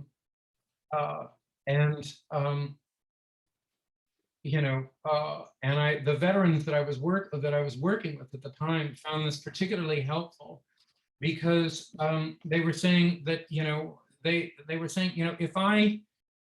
if I'm trying to relate the experience that I've had as a veteran, and I end my poem on "so war is bad," then it's all tied up with a bow, and you can immediately begin to forget about that poem. But if I can end this on an image, if I can give my readers something to see that is not so easily understood right away, that comes down to feeling rather than information, then that poem is going to stay with them. I'm not talking about non sequitur. I'm talking about image. Or as the performance poet Guante said, "Don't tell me there was a war. Show me your brother's empty room." And that's what happens at the end of this piece. Here's another writer, and I've been trying to emphasize writers of color today. Not just because it's Juneteenth, but because, of course, these are all writers that have knocked me on my butt. We're going to look at a poem by Donica Kelly. This is a political poem. but I like this. And she does, again, this is going to be image heavy. Look at what image does. And she does have information to impart, but it will be secondary. And she does want to make a commentary about something socially, but image is going to do the work, not abstract. I never figured how to get free. Both these poems that I'm sharing are in the packet that you have, but they're also easily found online. The war was all over my hands. I held the war and watched them die in high definition. I could watch anyone die, but I looked away. Still, I wore the war on my back. I put it on every morning. I walked the dogs, and they too wore the war. The sky overhead was clear, or it was cloudy, or it rained, or it snowed, and I was rarely afraid of what would fall from it. I worried about what to do with my car, or how much I should send my great aunt this month and the next. I ate my hamburger. I ate my pizza. I ate a salad or lentil soup, and this too was the war. At times, I was able to forget that I was on the wrong side of the war, my money and my typing and sleeping sound at night. I never learned how to get free. I never learned how not to have anyone's blood on my own soft hand. Amazing how much work that last image does. Shelley invoked Percy Shelley. Many of us have Percy Shelley in grade school. Anybody here grow up with Ozymandias? In class, did you have to learn Ozymandias? I'm seeing some hand raised there. Beautiful poem, famous poem, romantic poem that we all had to learn. I am Ozymandias, king of kings. Look on my works, ye mighty, and despair. Beautiful poem. A poem that, if it was just about information, would end on the line, nothing beside remains. But of course, Shelley knew that what he needed was an image to keep that poem staying with us. So the poem actually ends, round the decay of that colossal wreck, boundless and bare, the lone and level sands stretch far away. And it is that stretching of the sands far and away that guides us out of the poem. That distance between us and the statue of Ozymandias growing longer and longer and longer as we walk away from the poem. That's the thing that gets us to revisit it. Paul Celan, great poet, said that everything we wrote was like a message in a bottle, and that it was always in motion, that we sent our writing out in the not too hopeful hope that it would wash up somewhere on land. He said on heartland, perhaps. But that this was a useful way to understand it, because it meant that your work, even when it was sitting on the shelf or sitting in your computer, was in motion. It is on its way somewhere. It is always traveling. And those of you, round of applause for everybody who submitted and everybody who got rejected, who we acknowledged at the beginning today. We think we're submitting to a magazine or a journal or a contest, and we think that's the destination. No, it's message in a bottle. We don't know where that's going to wash up.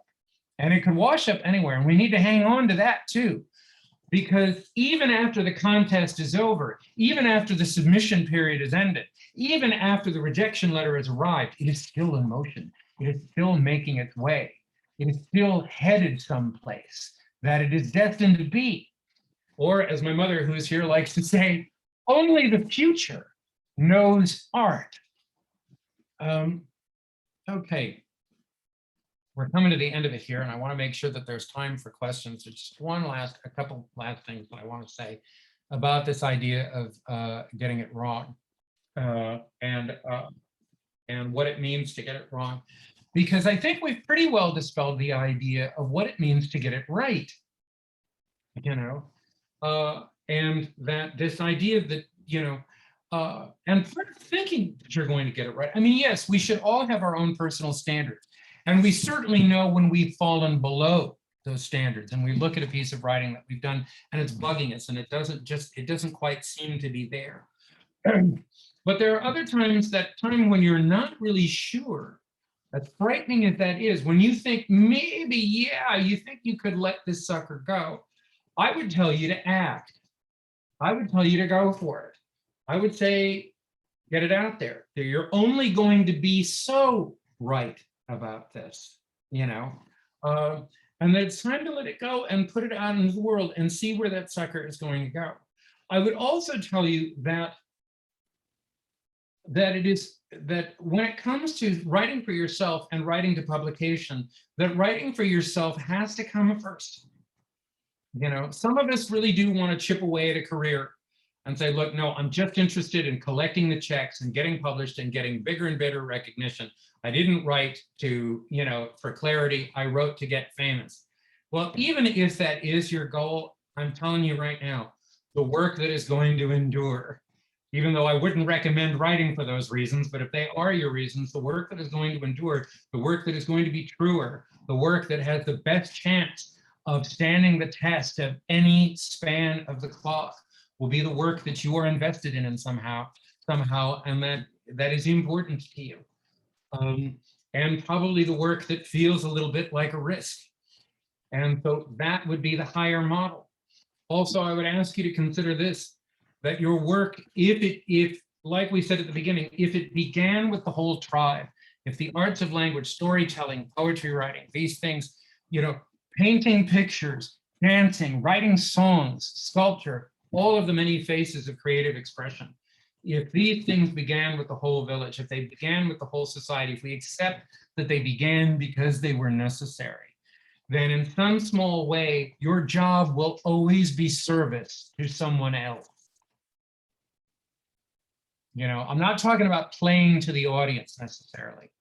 I'm not talking about writing for accessibility, but I am talking about writing to be useful. Chances are, you know, if you land something in a magazine or you go give a reading somewhere, or you get something published someplace, odds are, you know, the statistics are, it's going to land in the lap of somebody who's going through stuff that you've gone through, you know, stuff that we all go through,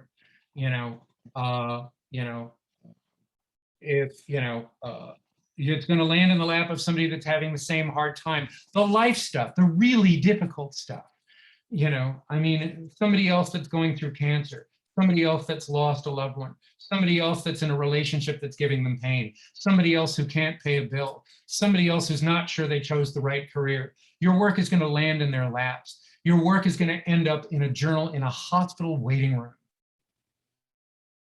And our may just be to take their minds off it for 10, 15 minutes, or however long it takes to read a poem or a novel.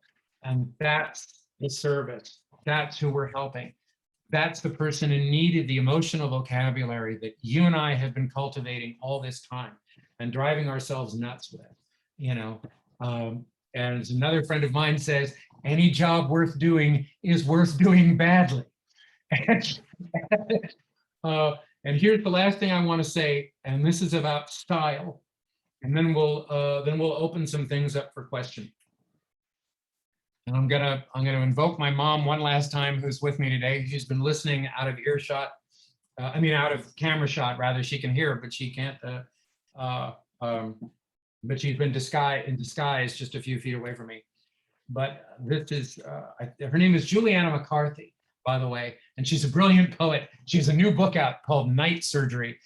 It's really good.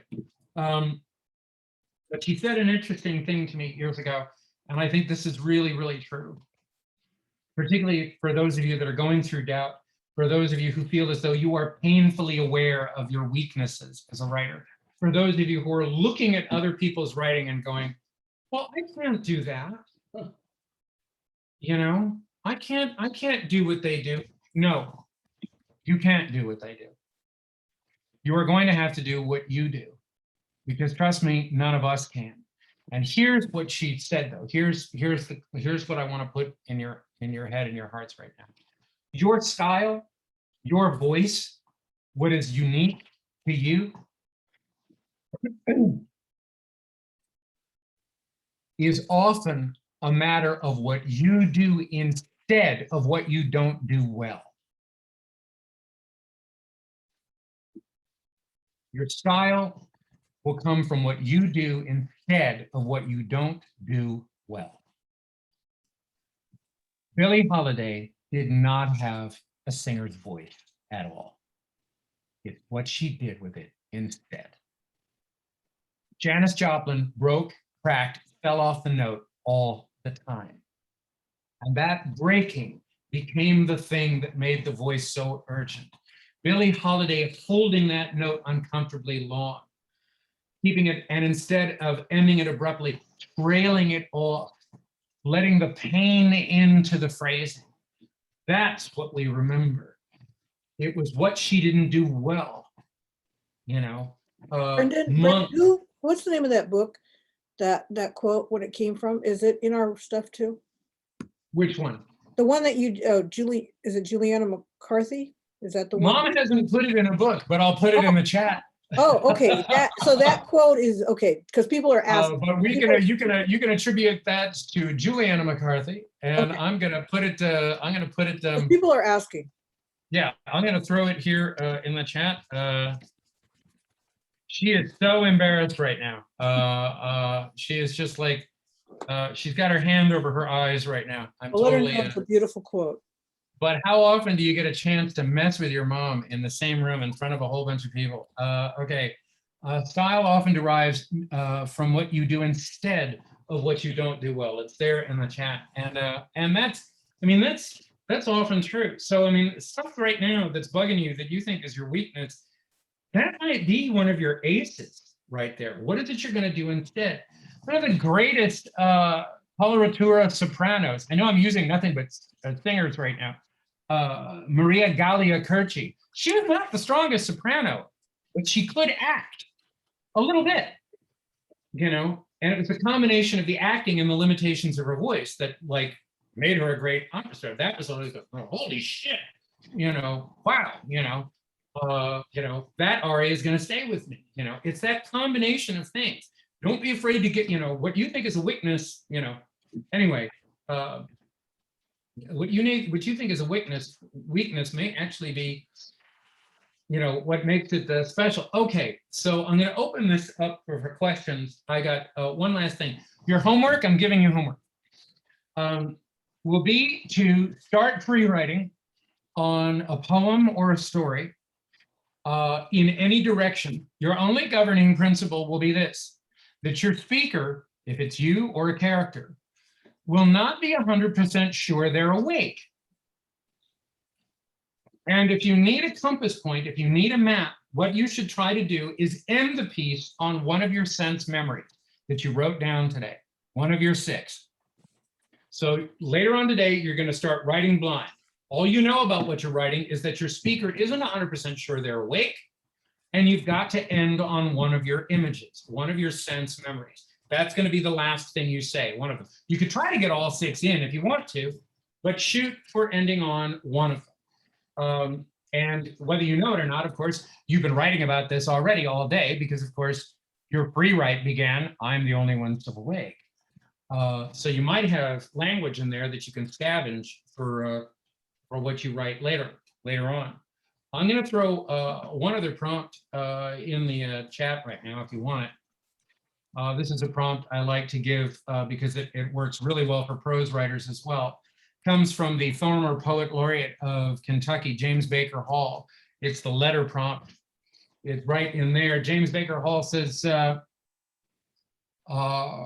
it's a very simple concept. You don't worry about it being a poem or a story or anything. What you're going to do is you're going to write a letter. And here's what you're going to do. You're going to write a letter that you need to write that you cannot possibly send. And that is exactly how he said it to me. And then right about the time I went, he said, I refuse to answer any questions. So whatever that means to you, write a letter that you need to write, that you cannot possibly send. And you know, I would throw in there, if you get to once you get to the letter's most sensitive part, the point that would prevent you from sending it, try to maybe emphasize your images in concrete nouns and make it as vivid as you can at that point. But that would be it. All right, I think we got 5-10 minutes for questions here. Would anybody like to ask any questions before we wrap up today? Donna, if you can help with questions, I'm not sure. Does anybody, do you want to know what happened to my hair? Is there some people are actually asking to see your mom, but you know. Mom, no, okay, no, not today. That's okay. All right, she's going, but I have some lovely pictures of her that but she's over now. She's not doing.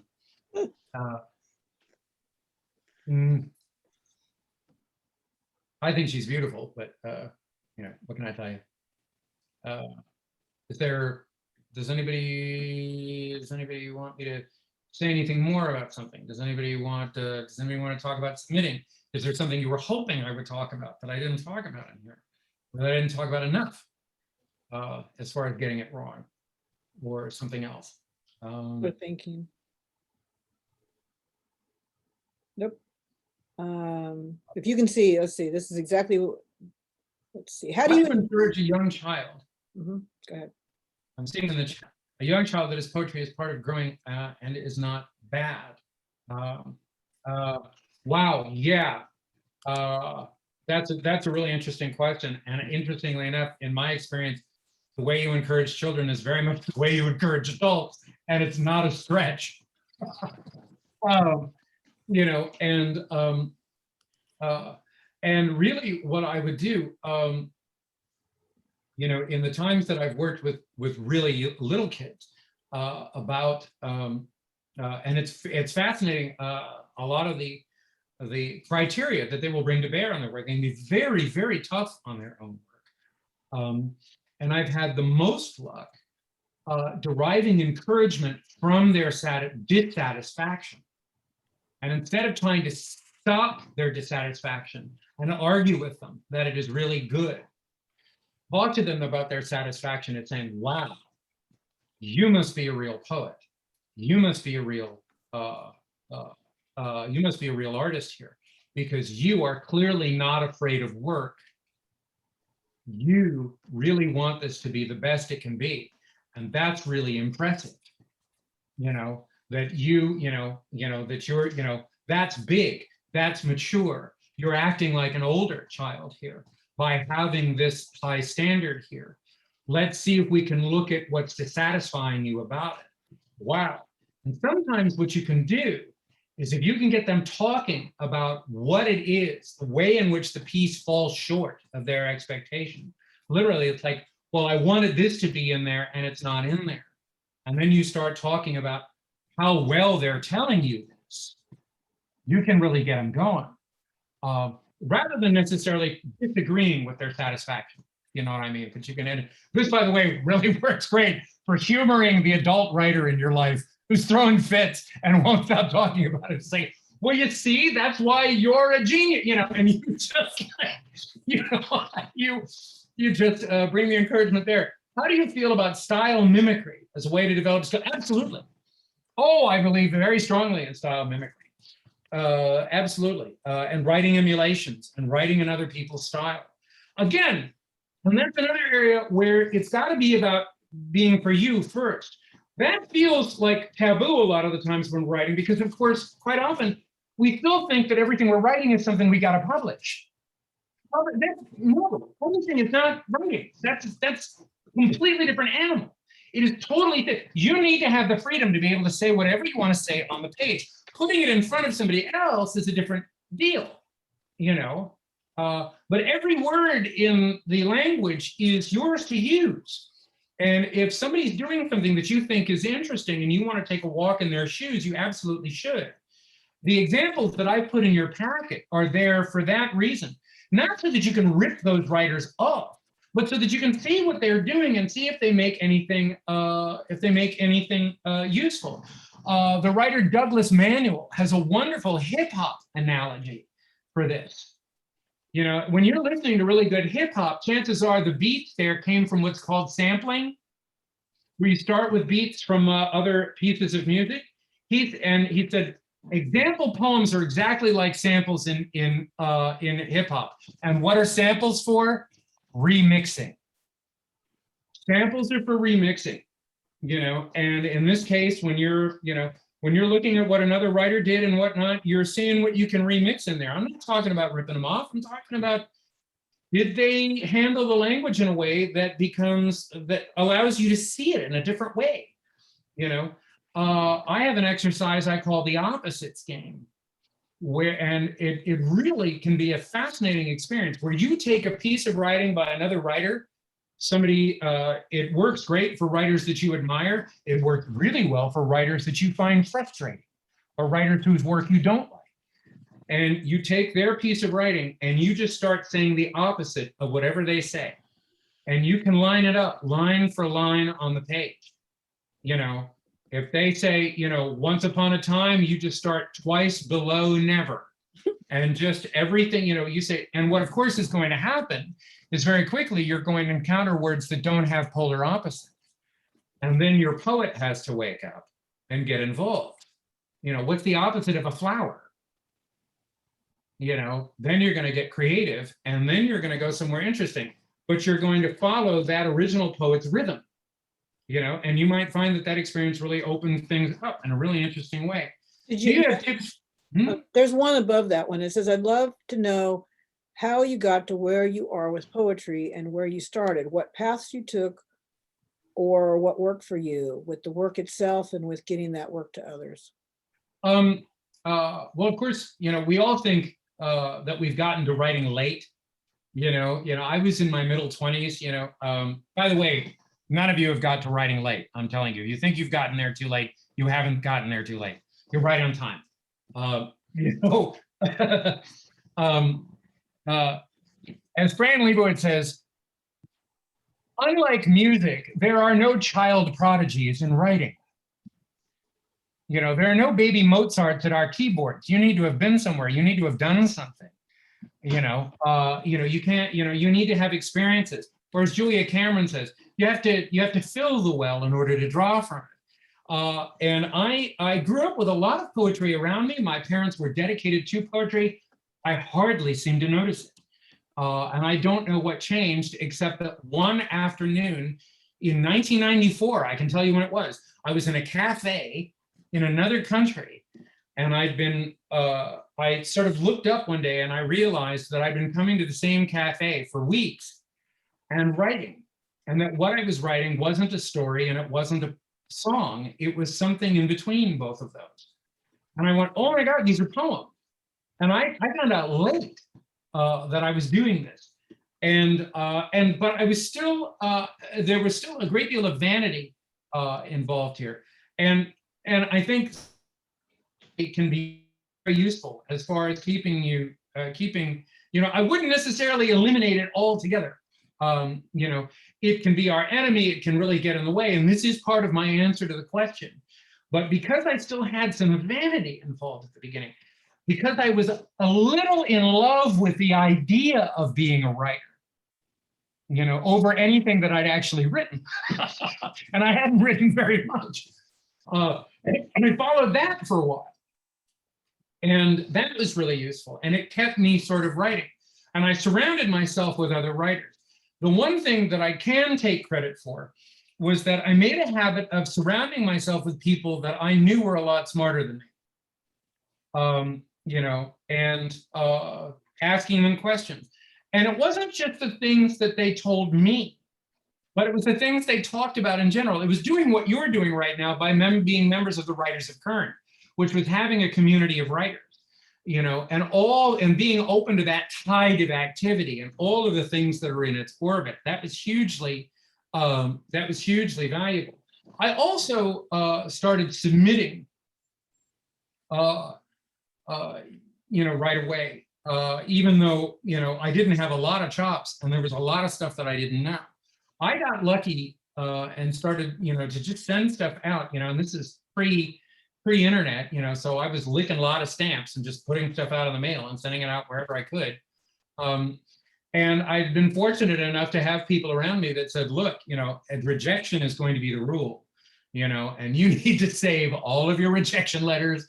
And you need to, you know, and there's gonna, you know, you need to be prepared to paper the walls of your room with them and just know that that's part of the process and just keep, you know, you're collecting rejection letters. There's a wonderful writer in Arizona named Shantae Orion, and his motivating mantra every day with submission is, well, these poems aren't gonna reject themselves.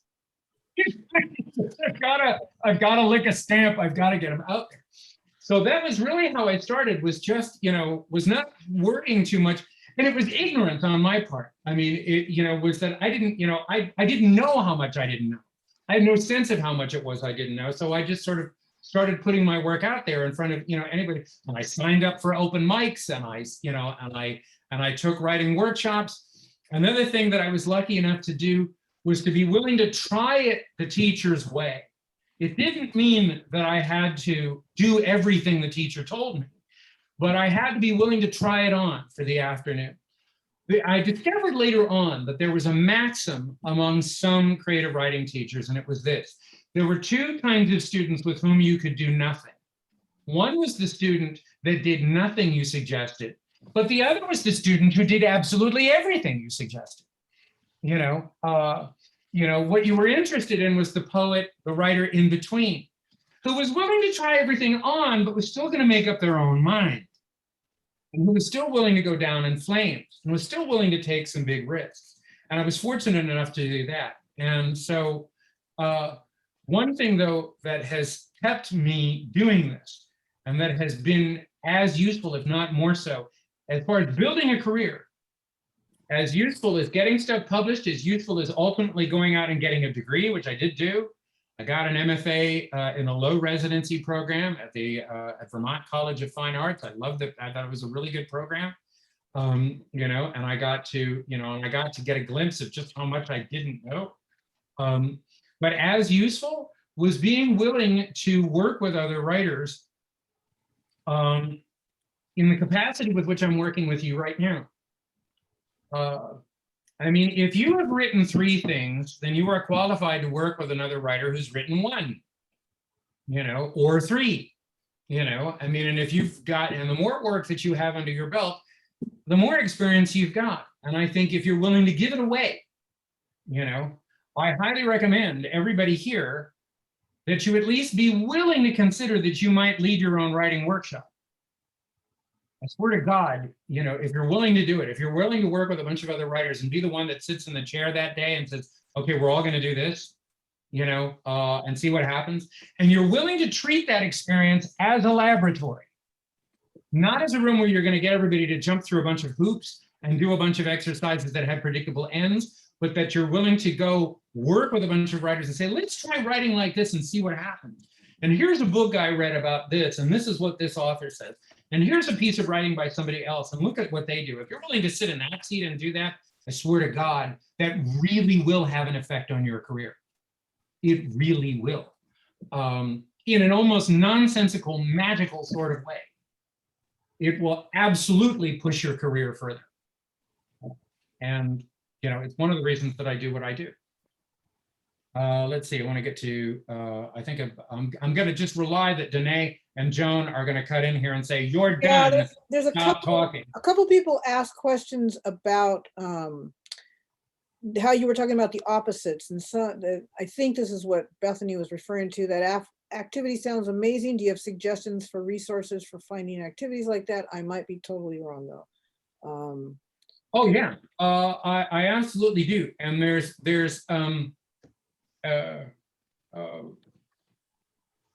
it's interesting too. We tend to overthink what a creative writing prompt is. Ted Hughes and Sylvia Plath used to give each other prompts all the time, and they were amazingly vague.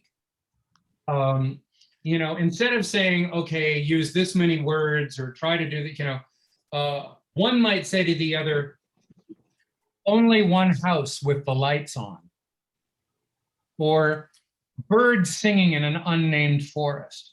It was just enough to get a few things sort of landing on the page. They were big fans of free writes. But really, the simplest prompt, the simplest way for understanding prompts, and I will talk about other ways to find prompts, but one of the simplest ways to go into this, in my opinion, and there's some great ones, by the way, there's some great ones in this book that I recommended earlier, The Triggering Town. There's a wonderful one in here that he recreates by Theodore Roethke. And he elucidates this wonderful principle. If you're looking for prompts, if you want to come up with good prompts for other people, here's what you're really doing. Give people a fake problem to solve. I know that sounds nuts. And it doesn't even matter what the problem is. You know, if you say, okay, I've given you a list of 25 words, try to use half of it. Or, or you're going to, like I said earlier, write a letter that needs to be written. Or what I want you to do is I want you to write a grocery list, but I want you to include among the items on your grocery list emotional words. Things like that, whatever it is. The fake problem, the concept, the philosophy of the fake problem is that we all look at the white page and we think we don't know how to start. The creative prompt is just an effort to eliminate that problem, which is the only real problem, is getting you started. If I give you some fake problems to solve, the real problem vanishes. The real problem goes away. And the fake problem could be almost anything. Write about your day, except one of the lines has to be upside down. Write about your day, but tell me 2 things that didn't actually happen and lie to me. And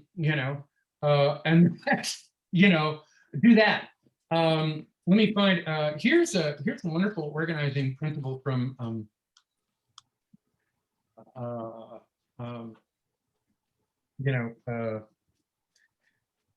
the poet Matthew Dickman says that he frequently will write a little reminder to himself. He'll make a little chart in his notebook, and the chart is always different.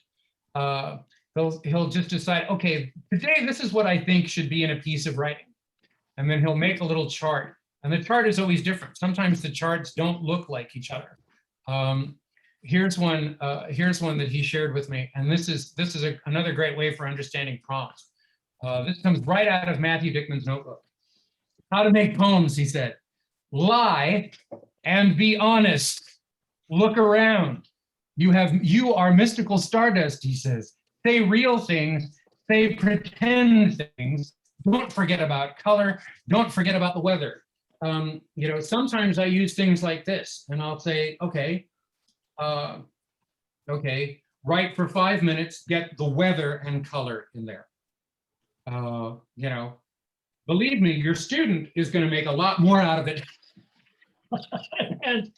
and also remember that when you give a prompt, you're not teaching a class in how well people take direction. So, you're just trying to help them get writing. So if they ignore one of your rules, don't argue with it.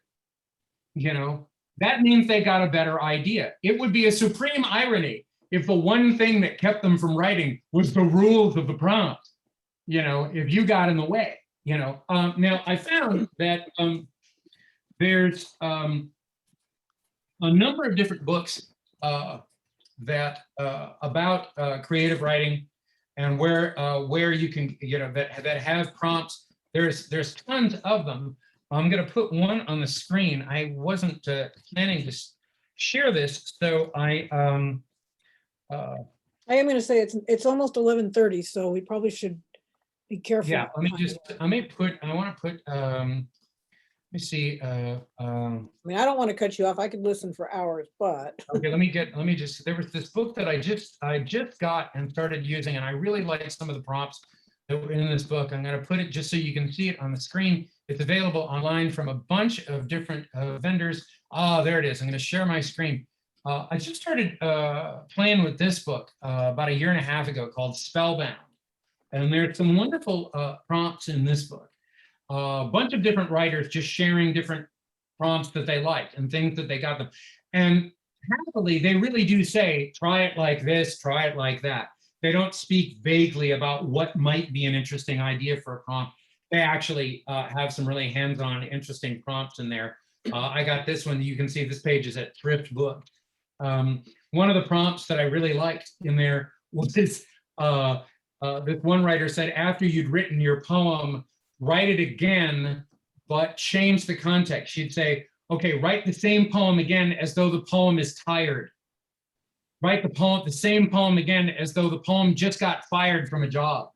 Write the poem again as though it has a hangover, and just keep changing the context on it over again. I was lucky enough to know this writer, Steve Cowett, This is also a wonderful handbook for writing. This is In the Palm of Your Hand, which is happily still available. Steve Cowett's the In the Palm of Your Hand. Some wonderful prompts available in this book. It's still available. Steve Cowett was a sweet man who sadly we lost a few years back. I believe there's now a Steve Cowett Prize for poetry. But In the Palm of Your Hand is affordable. You probably, it's another one that you should be able to pick up cheap, because I find that it's as popular a gift as it is, a textbook, and people tend to buy it and then give it away all the time. I'm right up on 11:30. Is there? Let me see. Is there just one? There's one more, and Mandy asked it. I'll answer one more question. What is I'm going that? to go back to that, and then this will be it.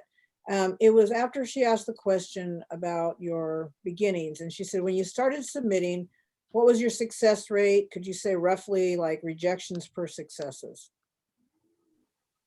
Wow. And I'm only stumbling because the answer is kind of funky. I submitted first to local journals. So my first submissions were not to high-end journals. I started mostly at the beginning with local journals that were being published out of the same city I was in and that kind of thing, or the same state. And I got very lucky my first time because right away I was getting accepted more places than I was getting rejected. That proved to be a real pain in the ass, because I got so much accepted right away that when the real rejection started to come in, I thought there was something wrong with me, because then I got tons of rejection, and then it became overwhelmingly the other direction, and I'd had, so I had the uncanny experience of the first 5 places I sent to, all 5 accepted me. And I thought, well, shit, this is gonna be a breeze. And then, I got handed my ass, and things weren't, then I wasn't landing anything at all. And I would say like a year or so went by, and I just couldn't get anything anywhere. And it went back and forth. I kept getting, I would say I was about, I would say, once I started to send with frequency, and to send at all levels, local journals and the real high-end stuff. And by high-end, I mean, the journals that seem to have, that I was seeing in newsstands, that seem to have really good, again, internet, pre-submittable. I started to average about maybe a third, maybe a little less than that, of what I was submitting, of the total number. Right now, I'm very lucky. I've got submittable, and I'm using that to track a lot of my submissions. I still do paper submissions. There's still a lot of journals out there that don't bother with things like submittable. But right now, my average is about a third of the total number I'm getting stuff placed. So when I look at it, it's always twice as many as whatever I'm submitting. The number of stuff I got accepted is always half of what's being, rejected. But that means that it's not half my submissions, it's even less than that. It's only a third of them, because it has to be the total number of what's accepted and what's declined. That's the large number. It's all of them together. So it's only about a third right now that's getting in. Right now what I'm doing is I'm maintaining, and I don't know where I came up with this number, but I decided a while back that I should always have 9 active submissions. Right now I have 10. That means there are 10 journals that have submissions from me, and only one of them is a simultaneous. In other words, only one of those 10 contain the same pieces as another submission. Otherwise, they're all unique to those submissions. So there are 10 places right now that I haven't heard back from. And so long as I always have 10 that I haven't heard back from, then I don't worry about it. So I don't necessarily submit every week. Some weeks go by and it's the same 10 and I haven't heard anything, and some journals like, and there are journals out there that you just know you're not going to hear from for a while. Paris Review, you can expect 8 months to a year before you hear anything. Granta, 6 months to a year, you're not going to hear anything. Things like that, Happily, If you haven't done this already, some of you probably already know this, but you can do a search under literary journals with quick response times. And there are journals out there that'll get back to you right away, and they're listed. Like, you know, and I submit to these all the time. There's one called Soft Blow that has done nothing but reject me, but they do it within 24 hours. Thrush magazine has never kept me waiting a day. You know, I hear right away, no, thank you. So if you just need an answer right away, there are those journals. They'll get back to you in a heartbeat. So I'll cycle through a bunch of those sometimes too. And just, fine, I'll try them again. I've never gotten into Agni. I keep trying to get into Agni, tends to let me know pretty quick. No, for those of you, there's a website I really like because they have no subscription fee, and it's not like Duotrope. You don't have to sign up for anything. You just log into them every day and see what they got. I'm putting it in the chat. www.newpages.com. I love these guys. They're a great source for places to submit. Is that for poetry, prose, everything, or just poetry? Everything, okay. Everything. And when you open up New Pages, there'll be a big splash page. It'll be overwhelming.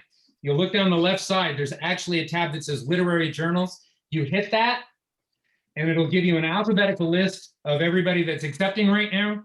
And what's really cool is that if you click on any individual magazine, right away you get an interim screen that tells you, are they accepting right now? Do they pay? How do they accept it? What's their turnaround time? Can you see a sample issue? All of that stuff is just answered right there, it's really, really helpful. And you can get a sense of like, do you like these magazines? Does it cost anything? Will they take this stuff? How fast will they let me know? Do they only look at a certain time during the year? That kind of thing. Do they take submittable? Is it snail mail? Whatever it is, all that stuff is answered for you right there. And you can go visit all of these magazines and go, oh, they're publishing this or they're publishing that. Well, maybe I'll try this, I'll try that. Magazines you never heard of. Plus they also have links at New Pages for grants, residencies, awards. And if any of you are working with kids, they've got a wonderful young writers resource there. Go to newpages.com. They are awesome. Thank you. And thank you so much. Thank you. This was awesome. I'm encouraged. I'm sure, well, hopefully everybody else is encouraged too. You gave us so many nuggets. I'm going to have to go back and watch this a couple times because there's just a lot of good stuff in it. I'm going to turn now to the board and our last meeting as a board. So I'm going to change the view here really quick. I'm recording, so I got to make sure I have this. So this is our last meeting for not Writers of Kern. I will say 6 months ago, this was a dire situation. 6 months ago, we didn't have a board. The major president, vice president, secretary, we were all leaving. And so I want to say thank you to the Writers of Kern members who stepped up, who not only stepped up to run for the big positions, but like Shelley, who's stepping up to do newsletter, and Sin, who's stepping up to do president. I see Sin's face. Can you just wave, Sin? There you go. She's going to be our new president. She's also going to be our webmaster. But the one thing is, if we were in person, this would be really easy. We could give hugs, we could say goodbye. And this week has been really hard for me. And I've been thinking, this is not the end of Writers of the Kern. I mean, I'm going to be still a member. I'm still coming to the meetings. It's just the last time after 9 years that I'm going to be in leadership. So I think Natalia had to leave, but I want to ask Janet, do you want to say anything? I'm going to unmute you. So Janet has been our secretary. She's served on the board probably as long as I have. I think so. So I just want to say thank you to everyone for putting up with me, for the nonsense that I've caused at the meetings. And I will continue to do as much of that as I possibly can. but I do want to thank you, and I want to say a sincere thanks to the other board members that I served with. I couldn't have picked a better crew myself. I have to say, we are a family, we're supportive of each other. Everyone's willing to do whatever they can. And I'd like the new board to know if there is ever anything at all that I can do, I can help in any way. And Jeanette, I told you I wouldn't leave you hanging. If you, we'll get together. And I just, again, all I keep saying is the same thing. Thank you, thank you, thank you. Thanks, Janet. Janet was our Janet White at our meetings when we had our opportunity bag drawing. She would, oh my gosh, she was awesome. And she made us laugh. We laughed and laughed. So anyway, thank you, Janet. It's been amazing. And Donna, Vice President. Yeah. These past 3 years, it has been a joy working with members of the board, as well as being able to, run some of the meetings, learn all about that. And I've tried my best to be the best vice president for Writers of Kern, and I hope that I accomplished that. And I know Anka will basically be able to step into my shoes and run Writers of Kern the same way by being there for Sin. And I'm a little emotional, so my words aren't coming out the way I want them to. But I just want to say thank you to everybody. Thank you, Joan. Thank you, Janet. Thank you, everybody else on the board. Thank you. I don't know if Sandy's still here, but thank you to Sandy for all the help that she's given me. And I just want to say I will be at the meetings. I will still be there. You'll still see my face. Hope you love it, because you'll be seeing a lot of it. but I also I'm gonna miss, and I was telling my husband, I'm definitely gonna miss the board meetings, because those were something that, it was like Janice said, it was a family, and I'm definitely gonna miss that. But I'm gonna definitely still have my Writers of Kern family, so that makes me happy.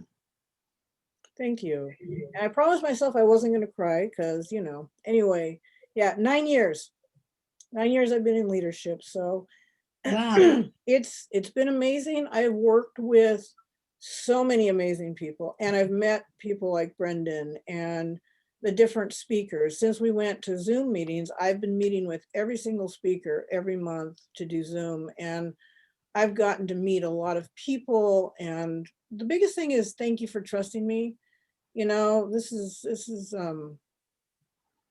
it's been a lot of fun. There's been a few times where it's been a little challenging, I'm not gonna lie, but I am excited where we're going. I am excited for Sin, big hugs. She came over one day and I gave her a big hug, and it's like, I am so excited for you. I'm excited for the new board. Carla is continuing as our critique group coordinator. Jeanette, secretary. Sandy was membership, and now she's going to be membership and treasurer. And Gay is continuing on. So we've got some people that are on the board that have been around for a while, which is awesome. But everybody knows what they're doing, And Anka, I know you're going to do great. And the rest of us that have been here for a while, we're still here. But we're just going to be a little square at the meeting, or we're going to be sitting in the background, and we don't have to worry about planning it anymore. So it's going to be kind of a nice thing. So anyway, I want to thank everybody. It's next month. It's just going to continue like always, and you'll just see a different face. So thank you, everyone, for being here. Thank you for Brendan. Amazing, as always.